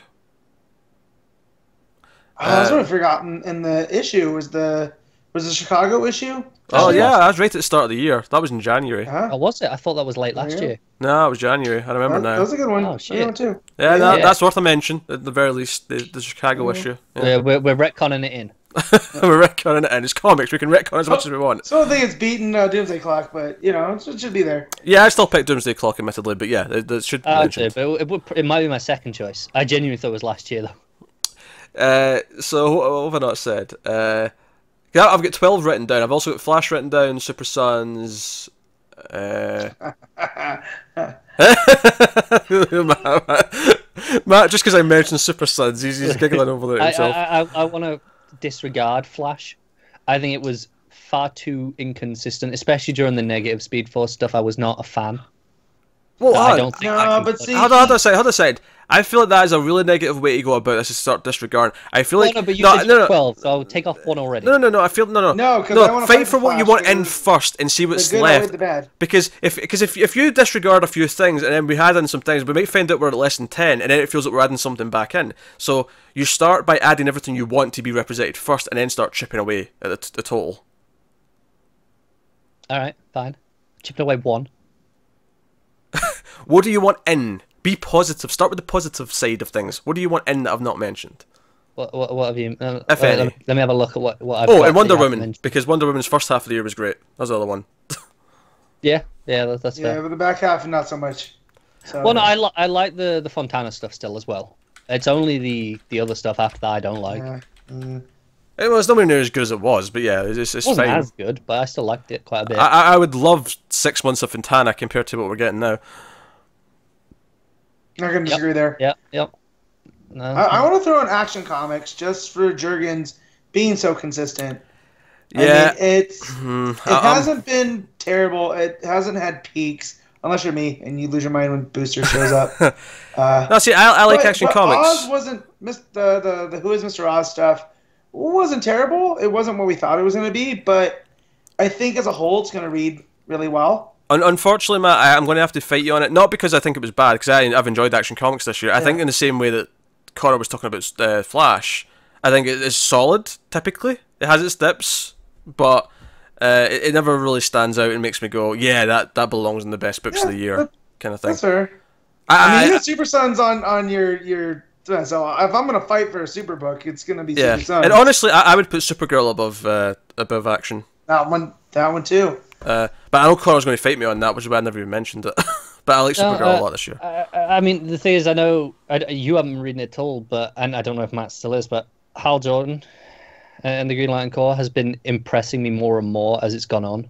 Don't do this to me again, Connor. There's a Zord arc coming up, Matt. I know. Don't. You got me with the Arkillo and how Gardner good was fight. that stuff? Yes, that was, but then New God stuff came. And all right, the New Gods was a little bit weak. It let all the air out of the balloon. I didn't hate the New God stuff as much as you did, that's for sure. But after that, it's been much better again. You've got them going and saving Guardians at the minute. It's really cool. I'm trying not to spit take as Matt's doing bomb dropping noises.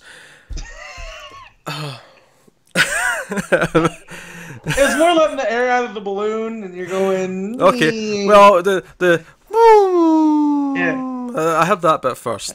then you made the fart noise. So I got the balloon bit at the end, but I was thinking missile dropping. But... Yeah, that too. I Some did second too. one, Connor. No. Wait, we ain't gonna put Justice League of America in here? No, the book that I went back to gave a second chance, and then as soon as I got to the new issue that I'd got caught up for, I quit it again. No, that's not going in. Oh, is that going in? No.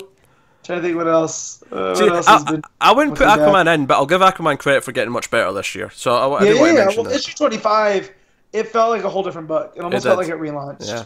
So That's true. I mean, when did that kick off? That was like... I just said issue 25. Yeah, when was that? I meant. I want to say July, August. Yeah. Okay, because I like the arc before that as well. Yeah, so did I. To be fair, yeah. And it had been aliens under the ocean. And it had been single shipping since like February or something like that. So it wasn't like that. You know, that arc before that went all the way back to spring at the very least. So I'd consider Aquaman then. That's been most of the year. I'll add it to I'll take off Flash since Connor already made a fuss about it. Sunk in a ditch. So I'll put on Aquaman. He vetoed action. I probably would. I'd have sided with Matt of action over Flash. So yeah, see, this is why it's like a triple threat. See? Trading loyalties, moving around. I no longer want to hit you with the chair. well, thanks. Matt, you're welcome. Is there anything else you would think you'd want to put in? Truth be told, there probably isn't, because there's only so many books that DC have put out this year. Yeah, I mean, man, no, I don't want to put in anything that's of a limited quantity. Oh yeah, for the record, Doomsday Clock and White Knight are not eligible for this because they've got more issues next year than this year, or this year than last year. So we're leaving them out. I'm also looking at stuff like the Dead Man story. That was an issue this year, I think. Oh, was it? Yeah, that started last year because it was the same time as being Super. So yeah. Okay. So that may because I would have like, but if all three were this year, I'd have put it in probably. I'd have considered it. Yeah. But it was only one out of the three. It feels unfair. Yeah. Yeah, that's true. No, that's fair enough. But yeah, stuff like being Super, we've talked about that. And same with Creature of the Night. That's had 2 out of 4 as well. So we've kind of mentioned everything that I would have wanted to be there, anyways. Yeah. Any more, Connor? I'm saying I'm just skimming my list. I think we've mentioned all the ones that I want to fight for. Because I have 2 that I really fight for to get up towards the top. So. All right, so let's start at the top then. Best book of the year. So I'm gonna give this, and this kills me, and people are gonna point and laugh, but between War of Jokes and Riddles, between Rooftops, the Lawrence of Arabia, it's got to be Batman. Like, it's turned me into a Gothamite, if you will. Okay, so Matt's voting for Batman. I'm actually not. I'm going to vote for Mr. Miracle. I think as good as Batman is, I think... Oh, this makes me the tiebreaker. It does. Shit. I think Mr. Miracle... We need to pause, and I can put my steel chair outside. No, this is tough, because obviously those were the 2... I mean, you said those 2 at the top for a reason. I know you said they were in no order, but they're the 2 that spring to mind. I mean, this is why Tom King obviously won. Best writer. Okay, I'm going to go with Batman. Oh, because it's had more issues. It's impressed me more of the year consistently.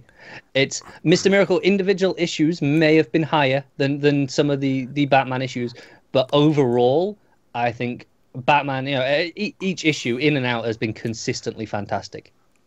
But Bat stands for Bat, Pete. See, here's the thing. Obviously, I can't be angry at that pick. I love Batman this year. But I feel like that decision, every reason he just gave there was bullshit, and it was just because it was the one I didn't pick. That's what I feel. Oh. Because they don't want to get hit with a chair. That's why. Keep it up, Connor. Hey, I've got a segue to hit him with. Don't you worry, that's happening. That was a quality callback. I'm not going to lie. I do feel like it was almost the more boring choice because as impressive as Batman's been, Mr. Miracle has been a braver book in many ways. Oh yeah, I'd agree with that. Well, here's the thing: it's still got 7 issues next year, or this year, I should say. I'm still saying this year for 2017 because we're talking about 2017, but yeah, I'm doing the same. But so it's eligible still next year. I think there's enough issues, obviously, that it's still eligible. And I'm surprised it's not like a Vertigo branded book. because it is so. Yeah, I mean, No, I see what you're saying. well, they're You know what I relaunching mean? Vertigo in August, so we'll be looking forward to covering that and seeing what they come out with there. Yeah, but I'm just saying with the way. I mean, yeah, it ties into DC. You know, like they've mentioned Batman and Superman. He wears all those shirts and whatnot, but it So it's doesn't not feel like it really- takes place. It's not really In Rebirth this current- continuity for sure. Yeah. It was never branded as that, though. To be fair. No, it wasn't. No, I mean, but- I think that's why you're saying like it could be a Vertigo, but quite Yeah. easily because if they're not making the most of any of the continuity, why not just have it separate? Because And I it feels think like an indie book. It doesn't feel like a mainstream comic, like a superhero book. I think maybe the plan though is to whoever the ending's going to be, that we'll maybe see some of that connect to something down the line. Like wherever it ends, Yeah, you maybe. know, wherever Mr. Miracle ends up, that'll be where he is for when he pops up again somewhere else or something like that. So maybe that's the decision there, is because they want to actually say no. When this That's fair. ends, I it's in think he continuity. was notably absent from the New God stuff that we had in Hal and Pals. Yeah. Interesting. All right, so Batman's number 1, Mr. Miracle's number 2, right? So we've Yeah. sussed that. Okay, who's making a play for number 3? Who wants to suggest what goes next? Well, it's got to be either Green Lanterns or Nightwing, I think, because those have been consistently, whether it's Seeley or Humphreys. I mean, Humphreys only had one on Nightwing. Interesting. That's how my brain works. This. I would actually kind of, well, I will see your case for Green Lanterns. I actually think Green Lanterns has a good solid chance here for number 3. Okay. I probably wouldn't have put Nightwing next though. After that, so I maybe wouldn't agree with Nightwing being there. I probably would have fought for Detective at 3. Well, Personally. Green Lanterns and Detective are the two that I would say were debated for 3. Okay, well, I say Detective, Matt said Green Lanterns. It's your turn to be the tiebreaker. Yeah. There you go. Oh, how nice! Oh, this is great. This is No, the part of the triple threat where I lay on the outside. And you two No, just- This is the thing. Now I feel like he's going to say Green Lanterns just because it's the one I didn't pick. No. As much as I said all that stuff about you picking Batman because it's the one that I didn't pick, just to spite me, that's not what I'm doing here. I generally want to pick Green Lanterns. Well, it's Upsetting you is just a Cruz, right? bonus. We got the Emerald Sun this year, right? Well, do you know what it is? See, from the start of this year to now, Jessica Cruz has become my favourite Green Lantern. And that has happened for a reason. It's happened because... Baz is great as well. Guy Gardner. We get it, Pete. You hate Guy Yeah, Gardner. she did punch out Guy Gardner. I did love that moment. But throughout this year, she has become my favourite Green Lantern, and I think it's largely, obviously, because of that book. It's like seeing her and Baz interact. It's them being so different. It's their buddy cop nature. The plots have been great. Rami's like, such a fun guardian. Like all that stuff with him was funny. Like Ganthet was always so serious back in the day when he was during all the John stuff and all that. But this was Rami was like kind of funny. He was like this miserable old man who was like constantly belittling them. It was great. He's kind of like Yoda before you realize he's Yoda. Like if he started going through your cabinets, digging for stuff, he'd be like, "Get out of there, you crazy old man." Yeah, I was maybe thinking when he was at the house earlier on. Admittedly, this might have been 2016 when this was going on, but I was getting more of like an ET vibe almost, where he's like raiding cupboards and stuff. Yeah. But no, so everything with them, and then when it transitioned to Seeley, I feel like it's gotten even better. I loved all the stuff with Balthunga, and then this murder mystery with the Molites and the Angarans. Like, I feel it's just went strength to strength. Even that issue we got, I think was this year, of what's his face who became the Phantom Lantern. Like he had an issue devoted to him, and typically those issues can sometimes be weaker for me, and I feel like it nailed it. I was into that issue. I was into what his story was of him wanting to be a Green Lantern and never getting to it. And so, no, Green Lantern's number 3. I guess that leaves Detective at 4, though. Sure.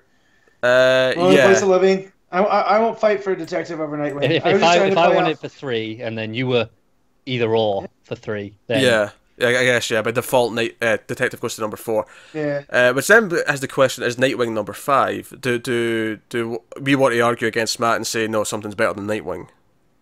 What have we got left in the running? New Superman, Super Sons, Batgirl, Deathstroke, Super Sons, Green Arrow, Wonder Woman, Aquaman. Does that first half of the year work? I'm making Wonder a case for Green Arrow. Green Arrow, okay. See, it helps that it went to Single shipping. but I feel like Nightwing over its course was more solid. Like with Seeley's story that he told. from Raptor. That's fair. I feel like Nightwing, it lost a little bit of steam towards the end, and I was like, okay, Yeah. this is still, it's all right, but it's not as good as it was. I think the last Pigeon arc, was maybe not quite as good as some of it. Because remember the the arc that ended with Bruce, was captured by Raptor, and that was great. And then all the stuff with Sean. No, yeah, stuff with Sean was good, but I was thinking, I mean, that relationship issue with them was really good, but I'm thinking all the stuff with Damien that was harkening back to the Batman Robin stuff. That's why I put it up that so stuff high. was really good, but I feel like it faltered as it went on a little bit. Like I feel like that stuff was all earlier in the year, and then the back half just wasn't as strong. I kind of agree. There's actually a few other things I would probably put over Nightwing. Wow. Green Arrow. I'm sorry, Matt. Dick. You are living a lie. Sometimes you need a break from Dick. You still love Dick, but you need a break from it. Okay? So, no, honestly, there's a few things I'd put above it. Yeah, Green Arrow maybe being one of them. I think there's an argument for Wonder Woman still, if you're going for the first half of the year. But I feel like that will be on the top 10 for me, but lower down by the same reason that I just said for Nightwing. Like that first half was phenomenal, better than Nightwing for sure, and I like that. But it can't be too high given the whole year. Honestly, for me, I think Batgirl, New Superman, and Green Arrow, I'd probably all put above Nightwing. I agree with Batgirl being above Nightwing as well. But obviously, I haven't read New Superman, so you can't fight me on that. Argue. So if Matt disagrees with that and he wants Nightwing above New Superman, then that puts New Superman below Nightwing. That's fair. No, it's not going to happen though, because I want New Superman to be as high as it can be. Then why did you suggest Nightwing for number 4? Or 3 because even? Because I envisioned that New Superman wouldn't be around until like 8 or 9 because Connor hadn't. But if I can put it in there that high. Which let's fine. Well, let's just throw Green Arrow there. Well, basically Green Arrow or Batgirl for 5. Yeah, is Batgirl number 5 or is Green Arrow number 5? You can make that choice since we've both said we want it up there. Yeah, then Green Arrow. Green Arrow number 5. Okay, so is Batgirl number 6 then? Yeah, and then it's between Nightwing and New Superman, I guess. New Superman. And fine, I'll let you have that one. New Superman at number 7, and then Nightwing at number 8. And that leaves 4 for the last 2 spots, which is Deathstroke, Wonder Woman, Super Sons, and Aquaman. Matt's going to hate me. Don't you throw out Super Sons. Between those 4, Matt, I feel like Wonder Woman and Deathstroke are the 2 you put on there. Because make a case. Make a case, though. I'll listen to you. Make a case. So, 1, the annual. You have the Super Pets, right? That was great. No. Right? And that I'm gonna remove the Rucka stuff, so because we all know the Rucka stuff's great, like that's above anything else. That could have been, if that was just by itself, that would have been up in the top, 4, which is why it deserves a spot on the list somewhere. But the Fontana stuff which was fine, right? In comparison to what Robinson's been doing, I missed that Fontana stuff, but I still wasn't big on it. To that, the stuff that has happened in Super Sons has been higher than the back half of one. Outside of the 2 issues on the other planet, I will agree with that. I like Super Sons, but out of those 4, I mean, not counting what Wonder Woman's doing at the minute, it's the last book I read, and I read what I'm excited for. Yeah, because it's your favorite. No. You saved it for last. I read what I'm most excited for first. Look at that spin. That was like political spin there. The Lisbon City. It's one of my favorite sitcoms. Make it in time for me to record on the podcast because I like it, but I'm not sure I care about it enough where I go, I need to talk about this. I need to read it in time. I'm like, okay, I'll get to it eventually. Sometimes I'll build up and I'll do 3 issues at once. Like, I'm glad it's been mentioned in the running. I really am. Same with Aquaman. But I feel like if we're going with... See, I can't put Wonder Woman in the top 10 just for 5 months of... 6 months. 6 months. For 6 months of some of the best comics of the year. But I can't because it's also had 6 of the worst comics of the year for me. No, it's had 3 of the worst, maybe 4.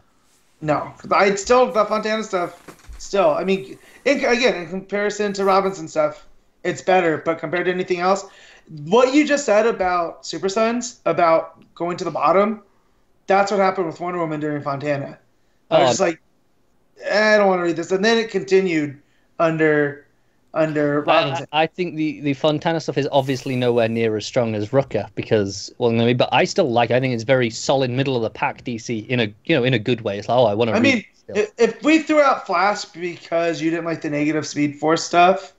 It wasn't just that. I feel like it hadn't had anything great to counteract that though. Whereas I think this 6 months of Wonder Woman has been some of the best comics all year. It's still 6 months of comics versus. No. To be fair with Flash, I would probably knock it out here at this point as well. If we had 5 left and Flash was one of them, I would still say that Deathstroke and Wonder Woman would arguably be. And if anything, if we were going to argue one of them out, I wouldn't argue Wonder Woman out. I'd say if you want to fight Deathstroke, maybe I'll listen to you. But even then, I'm not putting Deathstroke against kids. Come on, I'm not a sadist. Look, all I'm saying is, Deathstroke and Wonder Woman are the two that I'd put at my 9 and 10. I'm not. And I put Deathstroke and Super Sons. Unfortunately, Matt, there's 3 of us, and me and Connor happen to agree on. And this hurts me, Matt. I hate agreeing with Connor. This poisons my soul. You know it does. I mean, I have to say, I'd personally have put Wonder Woman at 9, but that's clearly not happening. So I'll concede 10. Yeah, it'll be Matt's choice which order they go in because that's just obvious. This would be Deathstroke, Wonder Woman. Deathstroke, Space, then Wonder Woman. Okay. It's taken out of space. So, but let it be known, honourable mentions, Super Sons, Aquaman, and Flash as well, sure. Action Comics. Yeah, no, I'd have had Action Comics above the others in that list as well. Okay, well, I'll honourable mention Supergirl, because I'd have had it higher than a few of those. That one too. So, I'd have Supergirl higher than Wonder Woman. Because again... I've really loved the last... I enjoyed Supergirl all year, and I especially loved the last couple issues, but I'm fine with it not being there with that competition for the... What I'm thinking is, Wonder Woman had 25 amazing issues this year, including the annual. No, it ended in issue 25. It was double shipping. Half of those were in 2016. Yeah. Okay, so it had 13. 12 or 13, depending on... And then it got to the end of June. So 13, including the annual. And then Supergirl, you say, had 4 really good issues? That you loved? Was it you just said 4? Oh, well, no, sure. I wasn't arguing. I would still put Wonder Woman over it. I wasn't saying I wouldn't. Yeah, I would not. Yeah. That's the... Yeah. So no, I think we've diplomatically with voting, because even there's 3 of us, we've got to our unanimous. I feel like you've turned me into North Korea, and I don't appreciate this. Okay, so our top 10. I agreed with you earlier, Matt, on something. He did. Cool. You can be China or Russia. Pick one. What does that make me then? I guess I go for Russia. I mean, if I'm Russia, I basically control America, so why not? There you go. There you go. Alright, fine. So our top 10 then. Best series of 2017 is Wonder Woman at number 10, Deathstroke at number 9. Grow up, Matt! Stop being a child! No, I'm the oldest one here. I do what I want. Nightwing at number 8. I feel like he was going to say respect your elders then. No. New Superman at number 7, Batgirl at number 6, Green Arrow at number 5, Detective Comics at number 4, Green Lanterns at number 3, Mr. Miracle at number 2, and Batman at number 1.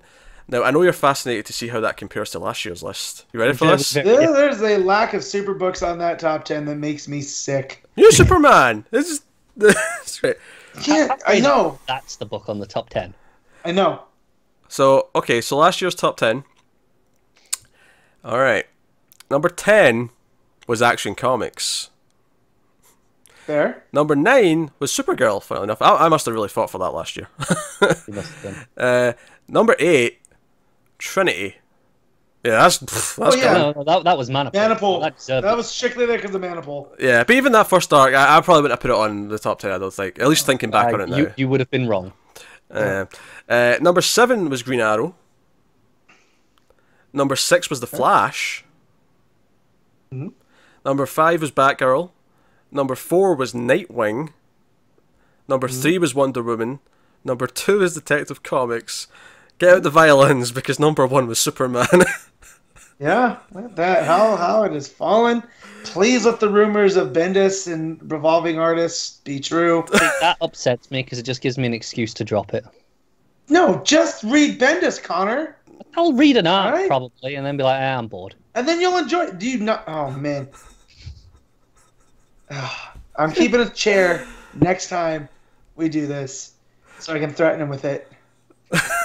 Yeah, Carter, just Bendis like Beckham. That was a really bad joke. I apologise for that. What the hell was that? I apologise for that. That was a reference to a really shitty old movie that has no place on this show. Um, Keira Knightley, though. was she in that, Matt? Yeah, she was. Okay, I'll take your word for it. I couldn't have told you I that. could have told you that. I can.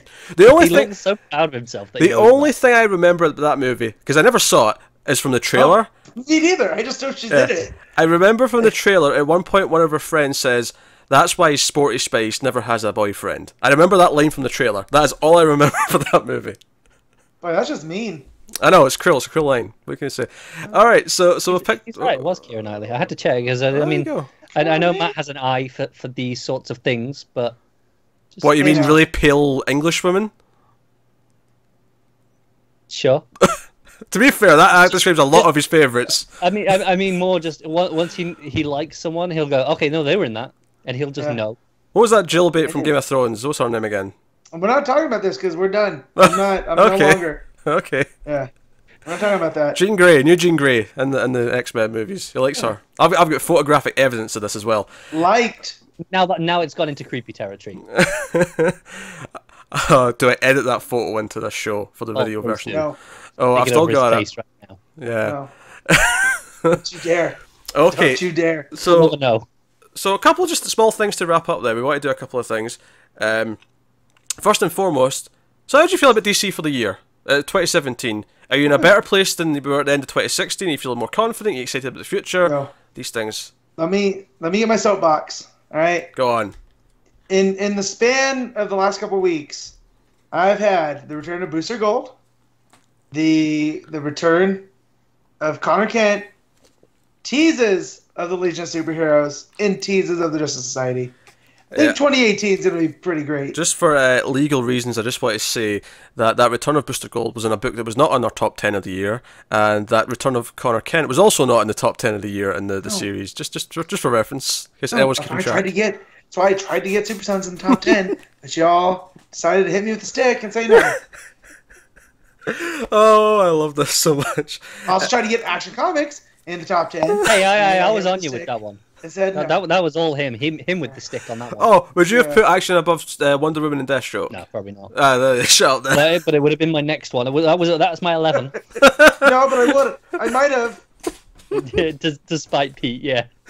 Oh, see, I had to play the political game towards the end because you screwed me over at the start, so I had to play it smartly for the rest. I screwed you over at the start. Yes, you did, you ginger menace. Okay, what what was I going to say next? Yeah, no, I've been really impressed with 2016, because obviously after 2016 it was like, oh, can they maintain this? And with the exception of Superman, the main book, they kind of have. Most series got better. Like, I feel like, across the board, I think... I wasn't even reading Deathstroke in 2016. I went back to it in 2017 because it was good. Same for Aquaman, yeah, exactly. I think there's a few series that, Superman, of course, but even for me, things like Flash, where I'm enjoying it less than I was. It's still solid. Like, I'm happy to keep reading it. But I think Flash for me has just been really consistent. It's never been amazing, but it's never been bad. It's always been this solid... that's fair. I think I was in a definitely enjoying nutshell, it more this time last year. Yeah, that's fair. But like I say, we've mentioned so many books this episode that got better. Yeah, definitely. Batgirl, A lot of them, Supergirl, I Green think, Lanterns, Nightwing, yeah. Batman, of course. Tons of them. I will say my biggest thing that I've really noticed this year is the double shipping with the artists. I've been feeling it a lot more. Obviously, we've had a lot more time with it this year compared to where we were this time last year, and it's taken some of my enthusiasm at points out of certain books where I feel like I'm getting fill-ins, I'm getting all these things where I praised Batman so much at the start for being the perfect example of it. Which it still is doing, to be fair. That's maintained that, I think. No, it has. But there are other books where I feel like I'll go... I mean, even just to an example, this Wonder Woman arc, like even story aside, we told, okay, we're going to have two artists, and then in the space of 4 issues, we had 4 artists. I mean, it was the least of my problems with that arc, to be fair. But I feel that was indicative of a lot of the books this year for me. That's it. I love how I told him last issue to stop moaning about it, because he moaned about it every single issue, and he found a way to slip it into the end of year show. Hey, I went 2 issues I wouldn't on without talking about it, because I wasn't on the last issue. That doesn't count! So does not count. Okay. It, so let me ask you a question, Connor, with that complaint in mind. Do you want them to switch to single shipping for the double shippers? I honestly don't know. Some of them I feel maybe. I feel some of them might benefit to be a bit more consistent in the art. Things like Green Arrow, I feel having Ferrer on there more often is going to benefit from that. I like the double shipping a lot in most of the books that have double shipping. I think the only thing I would say about wanting them to go single, at least for some of them, is less about the books themselves and more about, oh, there's all these New Age books coming out and I want to get those too. Just in terms of financials for the month, I feel like, you know, maybe putting a few of those single would just help the overall budget a little bit. Maybe. Well, that's fair. I think I feel some of them have gotten more consistent. Like Aquaman, we got Says Come On because it was single shipping. We couldn't have had that if it was double shipping. I feel, you know, the Green Arrow with Ferrer, we get him more often than not now. Whereas before he was one of 2 or 3 main artists. I feel like we've hit an equilibrium with the double shippers. Like these are the ones that can, and you know, will keep double shipping. Some I think like Green Lanterns could go monthly, or Howlin' Pals could go monthly. I'd take both of them down to monthly, I think, and give them a more dedicated artist, especially Green Lanterns, where I feel the multiple artists kind of jumping around. It hasn't really got a unique style the way some of the other books. But the rest of them, I'm glad that they're double shipping. So Action, Detective, Batman, Superman, Wonder Woman, Flash. Well, this is the thing. I'm glad they're double shipping from a perspective of how much of the story I get and the pace that I'm reading them. I definitely enjoying that. That's the biggest benefit by far. I do have to admit though, I'd probably put a lot more down to single before I pick Green Lanterns. But I think that's because I'm enjoying that so much compared to maybe some of the others that were mentioned. Listen, I think even Nightwing, I feel like I loved this last issue, and a lot of that was down to the art. And I feel like how long can we sustain this art on a double shipping before it goes away to someone else? And I'm having this same feeling again that I have here. I feel like we can. I think we'll see maybe 1 or 2 go down to single shipping over there, unless they make a line weight thing. I feel like unless they actively say no, we're going to do everything back to single, we're going to change our complete schedule. Unless they do that, I feel like we'll just see a couple go down to single, and it might be a Green Lanterns and a Hal Jordan. It might be a Nightwing. Some of those ones I feel like those are the ones that are most likely. I think, you know, Action, Superman, Batman, Detective, they're all safe. They're safe. Because obviously we already got rid of this double shipper on Cyborg and Aquaman. Unfortunately, I feel like, I mean, not that I read Suicide Squad, I feel like that's one that I don't think deserves double shipping, but I mean, it probably does quite well. Sales are up there for it. Yeah. But hey, so no, I think that's fair, and I think just to round out the year in terms of talking about our opinion of it, I just want to say how happy I am that we got to the start of the culmination of the Rebirth story with Doomsday Clock, and I'm just as excited, if not more so, after 2 issues of it. So, oh yeah, definitely. So it could have easily felt like a letdown, given that it was you know, that long in the making. But absolutely, yeah. No, that's exactly why I wanted to praise it and say no, I'm still excited, so that's good. So that's great, and obviously we're looking forward to the Terrifics certainly, and then we're willing to try all the other New Age books, and we'll see which ones tickle our fancy, which ones stick with us. But yeah, and they're all launching at $2.99, so it's quite easy to give them a try. So I'm interested to see how this artist-focused initiative works out for DC.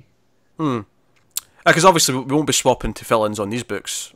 No, because I think they're getting. That means Jim Lee will get like 3 out total. It'll be a 3-issue mini in the end.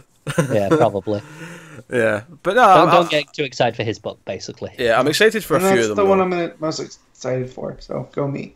Yeah. Which one's he done again, Matt? I think it's the Immortal Man. Okay, cool. Yeah, I'm down. All right. So actually, here's something I do at the end of your special as well. As I tell you, I make the guys guess what their most unanimous, or what their pick of the week was the most. So I've got it individually, I've got totals, and then I've got our unanimous Hall of Fame for the year. So, Matt, what do you think your most favourite... what's the best way to call it? Which book did you pick the most for your favourite of the week? What your number one book? I went through. I'm gonna say because of the 6 months of Rucka, it's gonna be Wonder Woman, and the rest of it was Scattershot. You only picked Wonder Woman once this entire year. Was it a Rucka Yeah, issue? my memory is shit. It will have been, yeah, but I don't have the specific issues written down. I just have like totals for each book. But there's just one, and I mean it's number 13 on the list, but I mean it's tied with like 6 or 7 other things, so it's not really number 13. Look at that. See, so it goes out that it doesn't belong in the top 10. So there we go. Shut up, Matt. That would be interesting. I wonder what were Matt's 10 books based on that. Oh, I'll tell you. I'll just want to make him guess the first one. I won't make him guess them all, but Okay. I'll tell you what they were quickly afterwards. So what's your number one then? What do you think you picked the most? Going through, I'm having a hard time thinking because it was one of those years. It was. Is it? It can't be Batman. It's not Batman. Don't let it be Batman. Do you want to guess what his is, Connor? Is it It's Batman? Because Batman. Yeah, son of a bitch. I feel so dirty. You picked Batman 12 times this year. Wow. Out of 52 weeks, out of a possible of what? 20... 26, 6. 26, depending on when it had issues. Well, plus the annual, so technically 27. 27. Yeah. 12 times. Yep, so you literally picked almost half the Batman issues possible. Almost. I can see him disappointed in himself. Do you want to know how many issues of Superman you picked? 0. Please be 0. Yeah. Nah, it's not 0. There was Reborn was this year too. Yeah, because it wasn't bad at the start of the oh, year. yeah, It was a right, few months before it got bad. So he's picked 3 Superman issues. Yep. But in order, his second most was Action Comics with 6, and then third was Nightwing with 4, then Detective Comics also with 4, and then Superman with 3, Mr. Miracle with 3, The Flash with 2, Batgirl with 2, Batman White Knight with 2, Doomsday Clock with 2, which is impressive given it's been 2 issues. Although, to be fair, I think we're all in that boat. But and then with 1 each, we have Trinity, Deathstroke, Wonder Woman, Supergirl being Super, Dark Days, The Forge, Justice League vs Suicide Squad, Supergirl, Metal, and Green Arrow. So that's Matt's way for the year. All right, Connor, what do you think your number 1 most picked book was? I'm not actually sure, so I'm going to guess Batman as well, because it's been so consistent. Okay, I'll tell you it's correct. It is Batman. But here's the question: Please let it be the Flash. do you have more times or less times than Matt? He had 12. He had 12. I'll say maybe more because I'm generally positive on it, but I don't actually know. I'm just kind of spitballing here. Turns out Matt's a bigger Batman fan than you are. Ooh, interesting. Because you picked it 11 times. Well, it's close though. That's close. He's also missed more shows than I have. But I've given him my answers for each of those weeks, I believe. For most of them, there may have been 1 or 2 you missed, but yeah. Okay. Second Assume they were Batman. Second is Detective Comics with 6 picks. Actually, I'll just see Matt's as well at the same time. So yeah, Nightwing at number 3 with 5 picks. Then Mr. Miracle with 4 picks. Batgirl with 3 picks. Action Comics, Wonder Woman, Metal, Doomsday Clock, all with 2 picks. And then with 1 pick each, you had Green Arrow, Deathstroke, Superman, The Flash, Dark Days, The Forge, Dark Days, The Casting, and White Knight. So. That seems pretty reasonable. I'm happy with most of those. Okay. And then I want to guess what my number 1 was. Was it Batman? It was Batman. Now here's the question though: was it higher than Matt, lower than Matt, lower than Connor even? Higher. I'm gonna say you did it 14 times. You're dangerously close. I did it 13 times. Oh, I am only one more than too Matt. high. Yeah, just 1 more than Matt. Oh, I know. I'm gonna start torpedoing Batman's. Oh, I mean, so that's Matt, 11, 12, 13. Yeah, so Batman was clearly... I mean, I don't think you can still compare it directly to Mr. Miracle, because Mr. Miracle only has 5 issues, but certainly Batman... So they might not have always come out on the same week. Sure, yeah. But yeah, Mr. Miracle's my second with 5, then Detective Comics with 3, as well as Batgirl and Nightwing both at 3 as well. And then at 2... With 2 picks, I've got Supergirl, Wonder Woman being Supergirl, Action Comics, Super Sons, and Doomsday Clock. And then with 1 pick each, Green Arrow, Superman, Deathstroke, The Flash, The Forge, Metal, The Red Death, The Murder Machine, Green Lanterns, and White Knight. So, decent spread there. Obviously, we all had a lot of Batman picks. So, for the record, combining all of our totals, Batman had the most by far with 36. And that's why it's number 1. There you go. Detective Comics had 13, Mr. Miracle had 12, Nightwing had 11, and Action Comics had 10, just to round out a top 5 there, for the curious. Action Comics didn't make the top 10, so way to go, Connor. Oh, bitter Matt's the best, Matt. Okay, it's probably an obvious thing, but what was the most unanimous then of the year? Batman? Okay, Don't say that now, Connor. How many though? This feels like a trick question. How many unanimous 14. times was Batman picked up with all 3 of us the same week? Well, I only did it 11, so it can't be more than that. That's true. That's logic. So that's the upper limit. That's so I'm gonna solid go, logic. Maybe a few scatter shots. I'm gonna go with 9. Matt, you got a guess?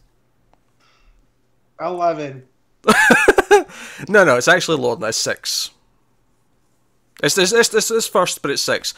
Mr. Miracle's number 2 with 3 unanimous votes. Batgirl has 2 unanimous votes, and then after that's all ones.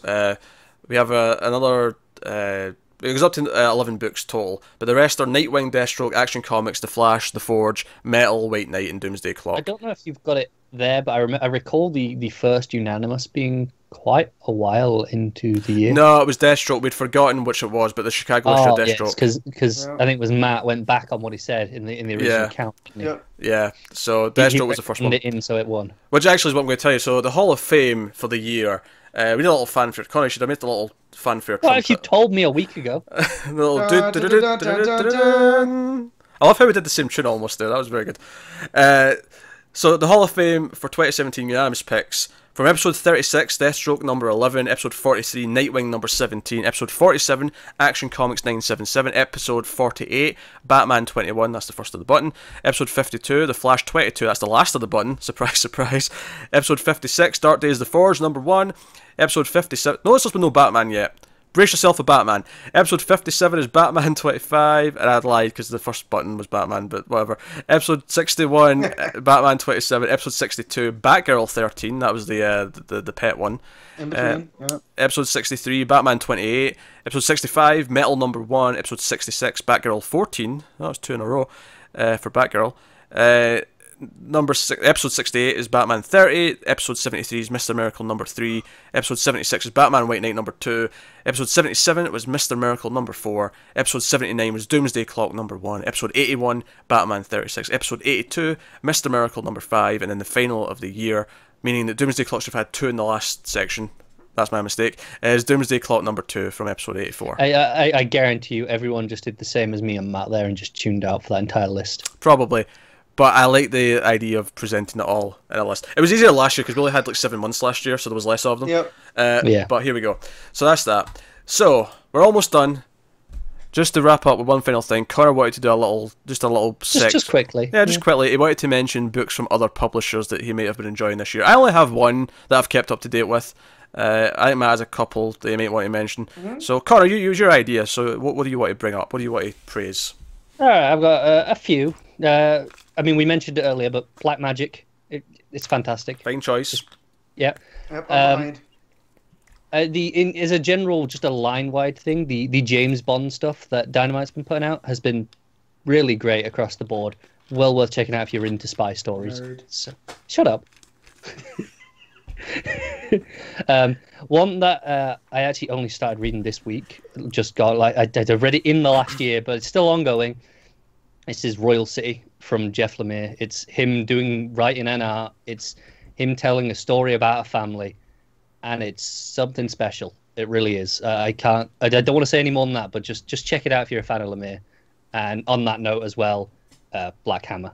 I caught up on that the other day. I've not read any of this year's issues yet, but I read the first trade this year, and it was fantastic. So I also recommend Black Hammer. It's so good. And then just because I feel like just a little bit of Star Wars representation, I'm not going to mention a lot because the main book, while it's been solid, the art has been kind of shit, which has been really neutered my enjoyment of it. But the latest Darth Vader series from Charles Soule has been fantastic stuff. I keep hearing that. It's been really good. It really surprised me because they said, the first arc is going to be about him getting his red lightsaber, and I went, ugh. Yeah. And it's not. It's about him becoming the person worthy of having that, essentially. The person worthy of making a pun to Krennic. Yes, exactly. Ugh. And I don't recall many puns, I'll be honest. Good. Because Soul knows what he's doing. So did it subvert your expectations? Yes. No, Star Wars has done a lot of that recently. People seem to like it. Yeah. No, I mean this is it's very much it's Vader right after Episode 3, so it's him, just in a suit and figuring out how to fight using that, because it's different, and a lot of that is him becoming Vader rather than just because he's a burnt piece of toast. That's exactly why. It's so there's actually really interesting things in there because of that. And so if you've not been checking out any of the Star Wars books, that's the one I'd say to check out. On a slightly related note, how awesome is that Leia scene from Jedi with the Superman music over it to sort of wrap it into DC? Look, I love that scene anyway, but it is improved with that music. I will not fight the movie 3 times, and that is easily the most groan-inducing part. Yeah, mild spoilers for Last Jedi. Won't say anything else, but just yeah. Oh yeah, a Leia scene with Superman music doesn't. You're fine. They'll be like, "Does she have heat vision? What does she do?" No, she's just snapping necks because it's Man of Steel. Oh man, I wish. That's a Leia I want to see. Oh, that reminds me, Cara, did you dig in Action Comics last week because you weren't here? That Zod basically says his line from Man of Steel where he's like, "Find him!" I'm not gonna lie, I did get a good chuckle. It felt very much an intentional gag though. Yeah. I will find him. Oh man. And the zoom in with the vein popping out of his neck too. Say what you want about that movie, but I do love Shannon shouting that at the start. I'm not gonna lie. Shannon's great in that movie, and he's great regardless. The one I want to mention, obviously I read some books earlier on in the year because Archie was pretty good, Power Rangers was being pretty good, but the one that I'm actually up to date in, because I've been in a bit of an X-Men kick. I've been reading some classic X-Men stuff as well, but I'm all up to date on a book that I knew I liked from Tom Taylor, who does write Injustice 2 for DC. Although I've not really checked that out. I think he did some of the Earth 2 stuff in New 52. He might have done, yeah. He did the Justice League Power Rangers mini that happened as well. That was 2016, but Matt's face there was cracking me up. But he... I had a sneeze and I almost hit the end call, not the microphone off button. That was 2017, wasn't it? The Justice League Power Rangers. It finished this year. I thought most of it was... Yeah, it started in 2014, though. Don't worry about it. Yeah, the last couple issues got delayed so long that I'm sure it started... I may be wrong, but it doesn't really matter. Regardless, though, what I want to bring up, though, is All New Wolverine, which is Laura, the X-23. If you've seen Logan, if you're not familiar with the comic book characters, it's her growing up, and she takes the mantle of Wolverine, and she's got a little sister clone named Gabby, who's also got claws. And it's her taking care of Gabby, it's her being the Wolverine and trying not to be a killer. It is phenomenal. There's a Twin Peaks reference, Connor, in one of the recent issues. It was on my list to check out anyway. I didn't need a Twin Peaks reference. I'm not saying that's why you should check it out. I'm just saying, additionally, there's a Twin Peaks reference, and that just adds to it. That's cool. Also, I just checked. Justice League Power Rangers started in January. Oh, okay. Well, you can see why I made the mistake, though. You can. But it was firmly this year. Okay, well, sure. 2017. God damn it, I'm going to be doing that all week. But that's the thing, though. I never finished it because the last 2 issues got delayed so often that... They did. And I don't know why, because I know Byrne churns out art so quickly. If you follow him on Facebook or Twitter or whatever, he just throws stuff up so much. But all New Wolverine is so fun. The character voices are so great. It's kind of one of those things where I could probably read Tom Taylor in almost any character, especially a group of characters, because he's got that banter down between the characters that's so lovable. And there's some great moments that have happened. I won't get any deep spoilers. I'll just say there's some stuff where they team up with the Guardians of the Galaxy for a couple of issues, and they're dealing with aliens, and there's a lot of cool moments with that. There's some great stuff where Laura thinks she's killed a bunch of people, and she's trying to figure out why and how it happened, and there's just great stuff. Also, Gabby's finally got a superhero name. She is the Honey Badger. Leading the charge on Marvel's latest initiative, stupid psychic names. Now, don't get me wrong, there's some stupid names that have come up recently. Spidey, spelt Spy-D, can die in a fire, and they better not call Miles that. I will rage. But Honey Badger is fantastic, and the moment where she gets... Because I've actually caught up now and I've read that moment. The moment where she gets that name is perfect.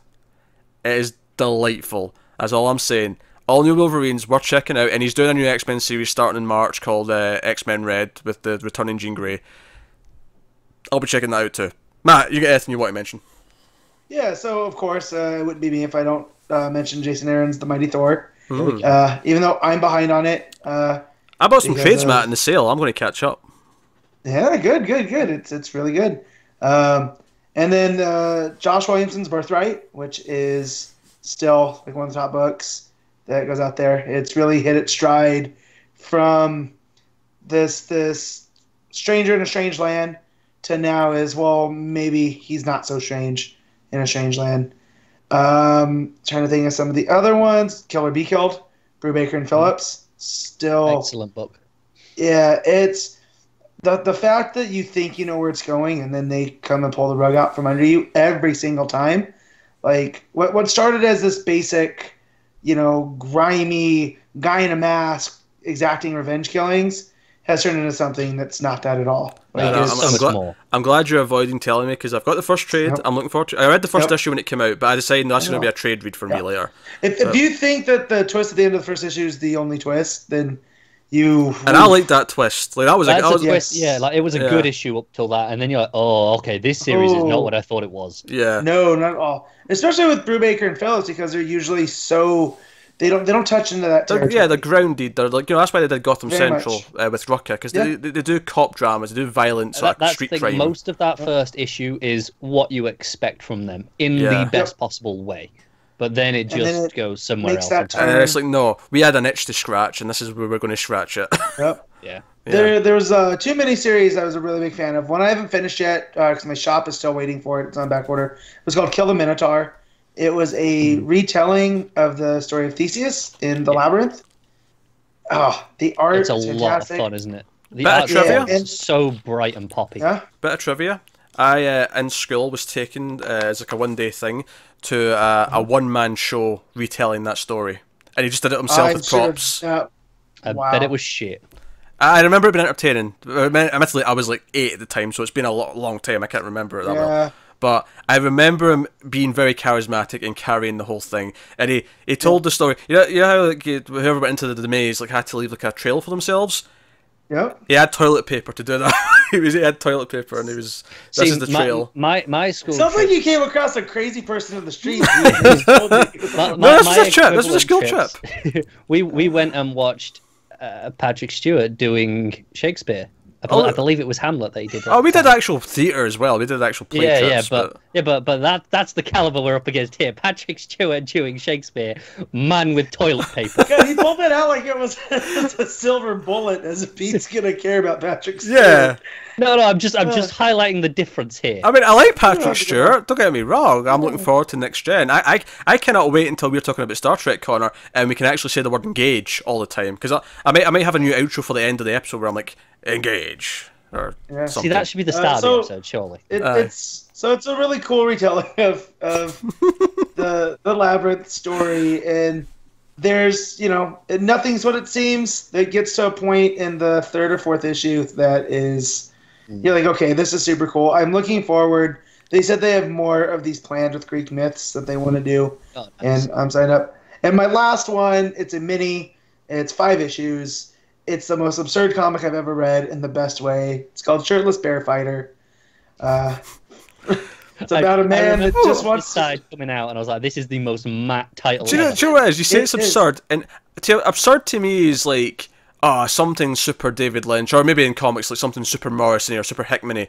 But no, Matt just says something that is so Matt. It's like absurd, but it's something specifically created for his deranged mind in mind. So it's basically about a man that grew up with the bears and was driven to such a rage that he must fight the bears. And the first time you see him, he just wants to be left alone to eat his flapjacks in the forest, in his cabin. And he's naked because he lives in the forest by himself. And there's just a blurkle drawn in down to his knee that cracks me up every time. Like, I can't. That they went out of the way, and it's there from the time he's. Hold on, Matt. Can we rewind? I'm still a little bit hung up. I'm unclear as to his motivation for fighting the bears, because all you said was. I can't tell you. He has rage issues. It's Matt. All he said was, he grew up with the bears, and then he has to fight the bears. That's what he said. Well, so the bears might have caused the death of his beloved, who's not a bear, who's another, who's a human lady. Yeah, and he grows up and he has to fight the bears. And it's full of stuff like his bear plane. It is an airplane made out of bearskin. So I think Matt wins on the recommendations. Okay. I provide some things I think are genuinely amazing, advancing the medium comics. And Matt brings up this. So does Shirtless Bear Fighter, man. It's great. How do you compete with that? I brought up one of a few good examples of like Marvel books right now, and Matt just hits us with shirtless bear fighters in the woods. So one of the sound effects is bear punch and bear kick, and it's man. No, it's like I need to know. Do you know this? You do. You have to. That sounds like Tommy Wiseau made a movie about bears. It's just in comic form instead. It's straight out of Matt's head. Who is reading your dreams? You want to know who the villain is? It's a toilet paper company. I kid you not. Who needs to deforest to make more toilet paper? How did we mention toilet paper twice in the same show? We brought up toilet paper twice in two completely different contexts from completely different sources, but somehow we did. I know. But yeah, so check out Shirtless Bear Fighter. The first trade should be out by now. Well, the only trade is the mini. I was just say there's going to be more. I'm hoping, my fingers are crossed, I'm hoping there's more. This was a book that I would read before bed, and my wife would just go, I don't even Wait a minute. Is this like that comic Axe Cop, where it's like a 7-year-old kid who's like just dictating the story to his brother, and he's like, that's where it comes from? Not a 7-year-old kid, it's two comedians that they're just putting their... So, I mean, you could say that mentally they might be 7. I could have sworn there was a comic where it was like a 6-year-old like dictating the story. Yeah, that was Axe Cop, but I don't know if Shirtless Bear Fighter is that same story. Oh, I thought you corrected me on Axe Cop. You were saying this is what Shirtless Bear Fighter is. Okay, yeah, Axe Cop is that. Yeah, Axe Cop is the kid who's... I mean, admittedly now, he's probably like 12, so it doesn't have the same charm to it anymore as it did like 6 years ago. No, it's just like, you hack, you were so much better 5 years ago. Now he's like an emo teenager. He's like, no, I want edgy stuff. It's like, no. It was funny when you just had a dinosaur who's a cop for no reason, because he's a dinosaur and you like dinosaurs. Bear punch. I'm sorry, I'm still trying to recover from Shirtless Bear Fighter. Shirtless Bear Fighter. His name is Shirtless because he has no fur. He's a man. That's how we close out this year of comics. Shirtless Bear Fighter. Check it out. Okay. I guess that brings an end to annual number 2 of Comics from the Multiverse. Okay, so Tom King, Mitch Gerrards, Doomsday Clock number 1, and then at the top of the top 10 was Batman, just to sum up all the decisions made. It's the year of Tom King. It is. And every look, so I did some research looking up every list I came up with. Yeah. He's basically been at the top of it, whether it was for Batman or if it was for Miracle. Just on that note, screw Vice and their shitty list. Oh yeah, no, let's not give them any. Don't Google it. Don't look at it. Don't go to it. Just know they're awful. Yeah. And if you don't know what they did, just to describe it so you can be angry properly, they basically one of the writers. Vice is a website, by the way, just in case you weren't familiar with them. Yeah. One of the writers who has been pretty great on news. Like they're pretty, unbiased when it comes to the news. They try to be a little too edgy. But, although I want to say, just today I saw a headline saying the CEO stepped down because of sexual harassment or assault claims. That might have happened today. That's unrelated to what we were talking about. I just off the top of my head. That, so. Yeah, I think I just saw that on Twitter today. But if I'm wrong and it's a different company, then don't take what I just said as an accusation, because it's not. You just threw that man under the bus. I know. I don't even know his name. But yeah, so they had an article. This writer said, "Here's the top 10 comic books of 2017," and then immediately said, "Well, it's actually just 8 because there wasn't 10 good comic books this year," and then proceeded to list 8 comic books, which. Like, I mean, if he wants to, if his taste is very indie and he has a lot of indie comic books, that's fine. But it was like there's not even 10 good books, and there wasn't a single like. I mean, admittedly, and also he was doing single issues, not 10 series. Oh, that's even more bullshit. I even read it past that to even see that. Because I read the list before this blew up the other day, and I was like, what the hell's this bullshit? I mean, it blew up so much that actual creators, like I saw Scott Snyder, I saw Tom King, I saw various creators on Twitter speaking out against it and saying, hey, this is insulting to the industry. Like, they're not saying, oh, my book should be on there. No one said that. They're like, but seriously, this year of all years, there's been some, even if you don't like, big 2 stuff, sure, but there's a lot of great indie books. I want to mention a really good article, actually. Sci-Fi Wire put out a top 30 writers of 2017, comic book writers. And I mean, I don't agree with the placements necessarily. I don't necessarily agree with everyone who's on there for various reasons. But the vast majority of that 30 is like, no, this is a fantastic list of writers, and most of these people are writing multiple comic books this year. How could you possibly say there's not 10 good comics? It's impossible. Well, and they also released a partnering of the artists, but they didn't number them. It was just 30 you should know, and they didn't rank them. And how you can say there was only 8 good single issues? Yeah, and it just, and I get why Vice did that. It generated buzz around them, but it was a crap. And what I liked is that it unified the comics media, and it didn't matter if you were at the small little publishers that he mentioned, or if you're DC, Marvel, and Image. Oh yeah, all the creators kind of banded together, and they were like, "Hey, this is not good for anybody." It's equally insulting for every single person in the industry, and that's the thing. Even the people who were on that list, they can't they can go, well, it's kind of hollow, isn't it? Yeah, because it's like, well, this guy clearly knows nothing. Yep. And I think and that's the thing. Like, it's not like with the creators complaining, no, but they're not saying my book should be there. They're also not even saying, no, even if you hate my book, even if you think my book's 500th on the list of comics this year, you can't tell me there's not 10 good books from other people. Like, this is so universally insulting to everyone. It's just absolute bollocks. So, no, bullshit. I mean, imagine getting to the end of the year for movies and saying, well, there wasn't even 10 good movies this year, so here's my top 7. Well, I think I've done bullshit. That, once or twice I've said, oh, I can't really do a top 5. If you haven't seen that many. Yeah, of course, exactly. That's the reason for it. If you can't, you've not seen enough. Yeah, and this is the thing. I think with video games, typically, because you buy less games throughout a year than you do see movies, typically, it's more of a top 5 you'll probably give, because... That's fair. Yeah, because, buying games is expensive, they take a long time to play. There's a reason why most people don't fit in 10, especially 10 that they love enough to say this is a top 10. Oh, exactly. I think over time you can come back and go, I can think of 10 games from 3 years ago now, but 3 years ago I probably couldn't have given you 10. Yeah. So no, bullshit. Yeah. Basically, fuck you, Vice. Just because, I'll hold them back. It's fine. You get one F-bomb this year. So that is us for the end of 2017. So Happy New Year, of course. Even though we shat in the holiday at the start, but we still genuinely mean Happy New Year. Everyone, I hope you have a good year. Yeah, I started my year off by petting a donkey. It was great. That's not a euphemism, folks. I know it sounds like one, but it's not. It's not. I went to a place where they have wild donkeys, and I made friends. It was great. It's the only friends he's ever had.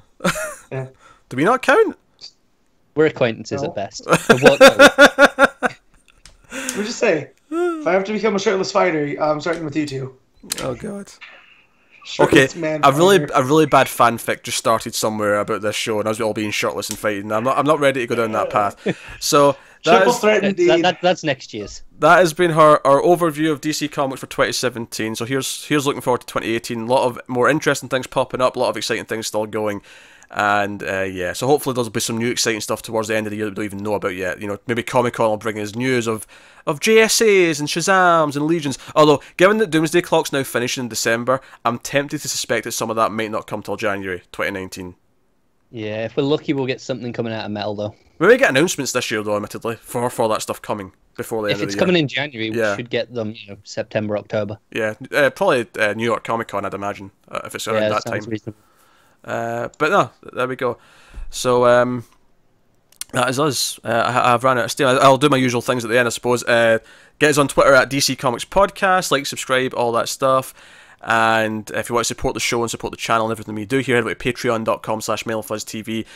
You get the bonus episode every month. Me and Car did Green Lantern Sector 2814 this month. We're doing another thing next month. We're doing an Earth 1 book, Batman, next month. Batman, yeah. For January.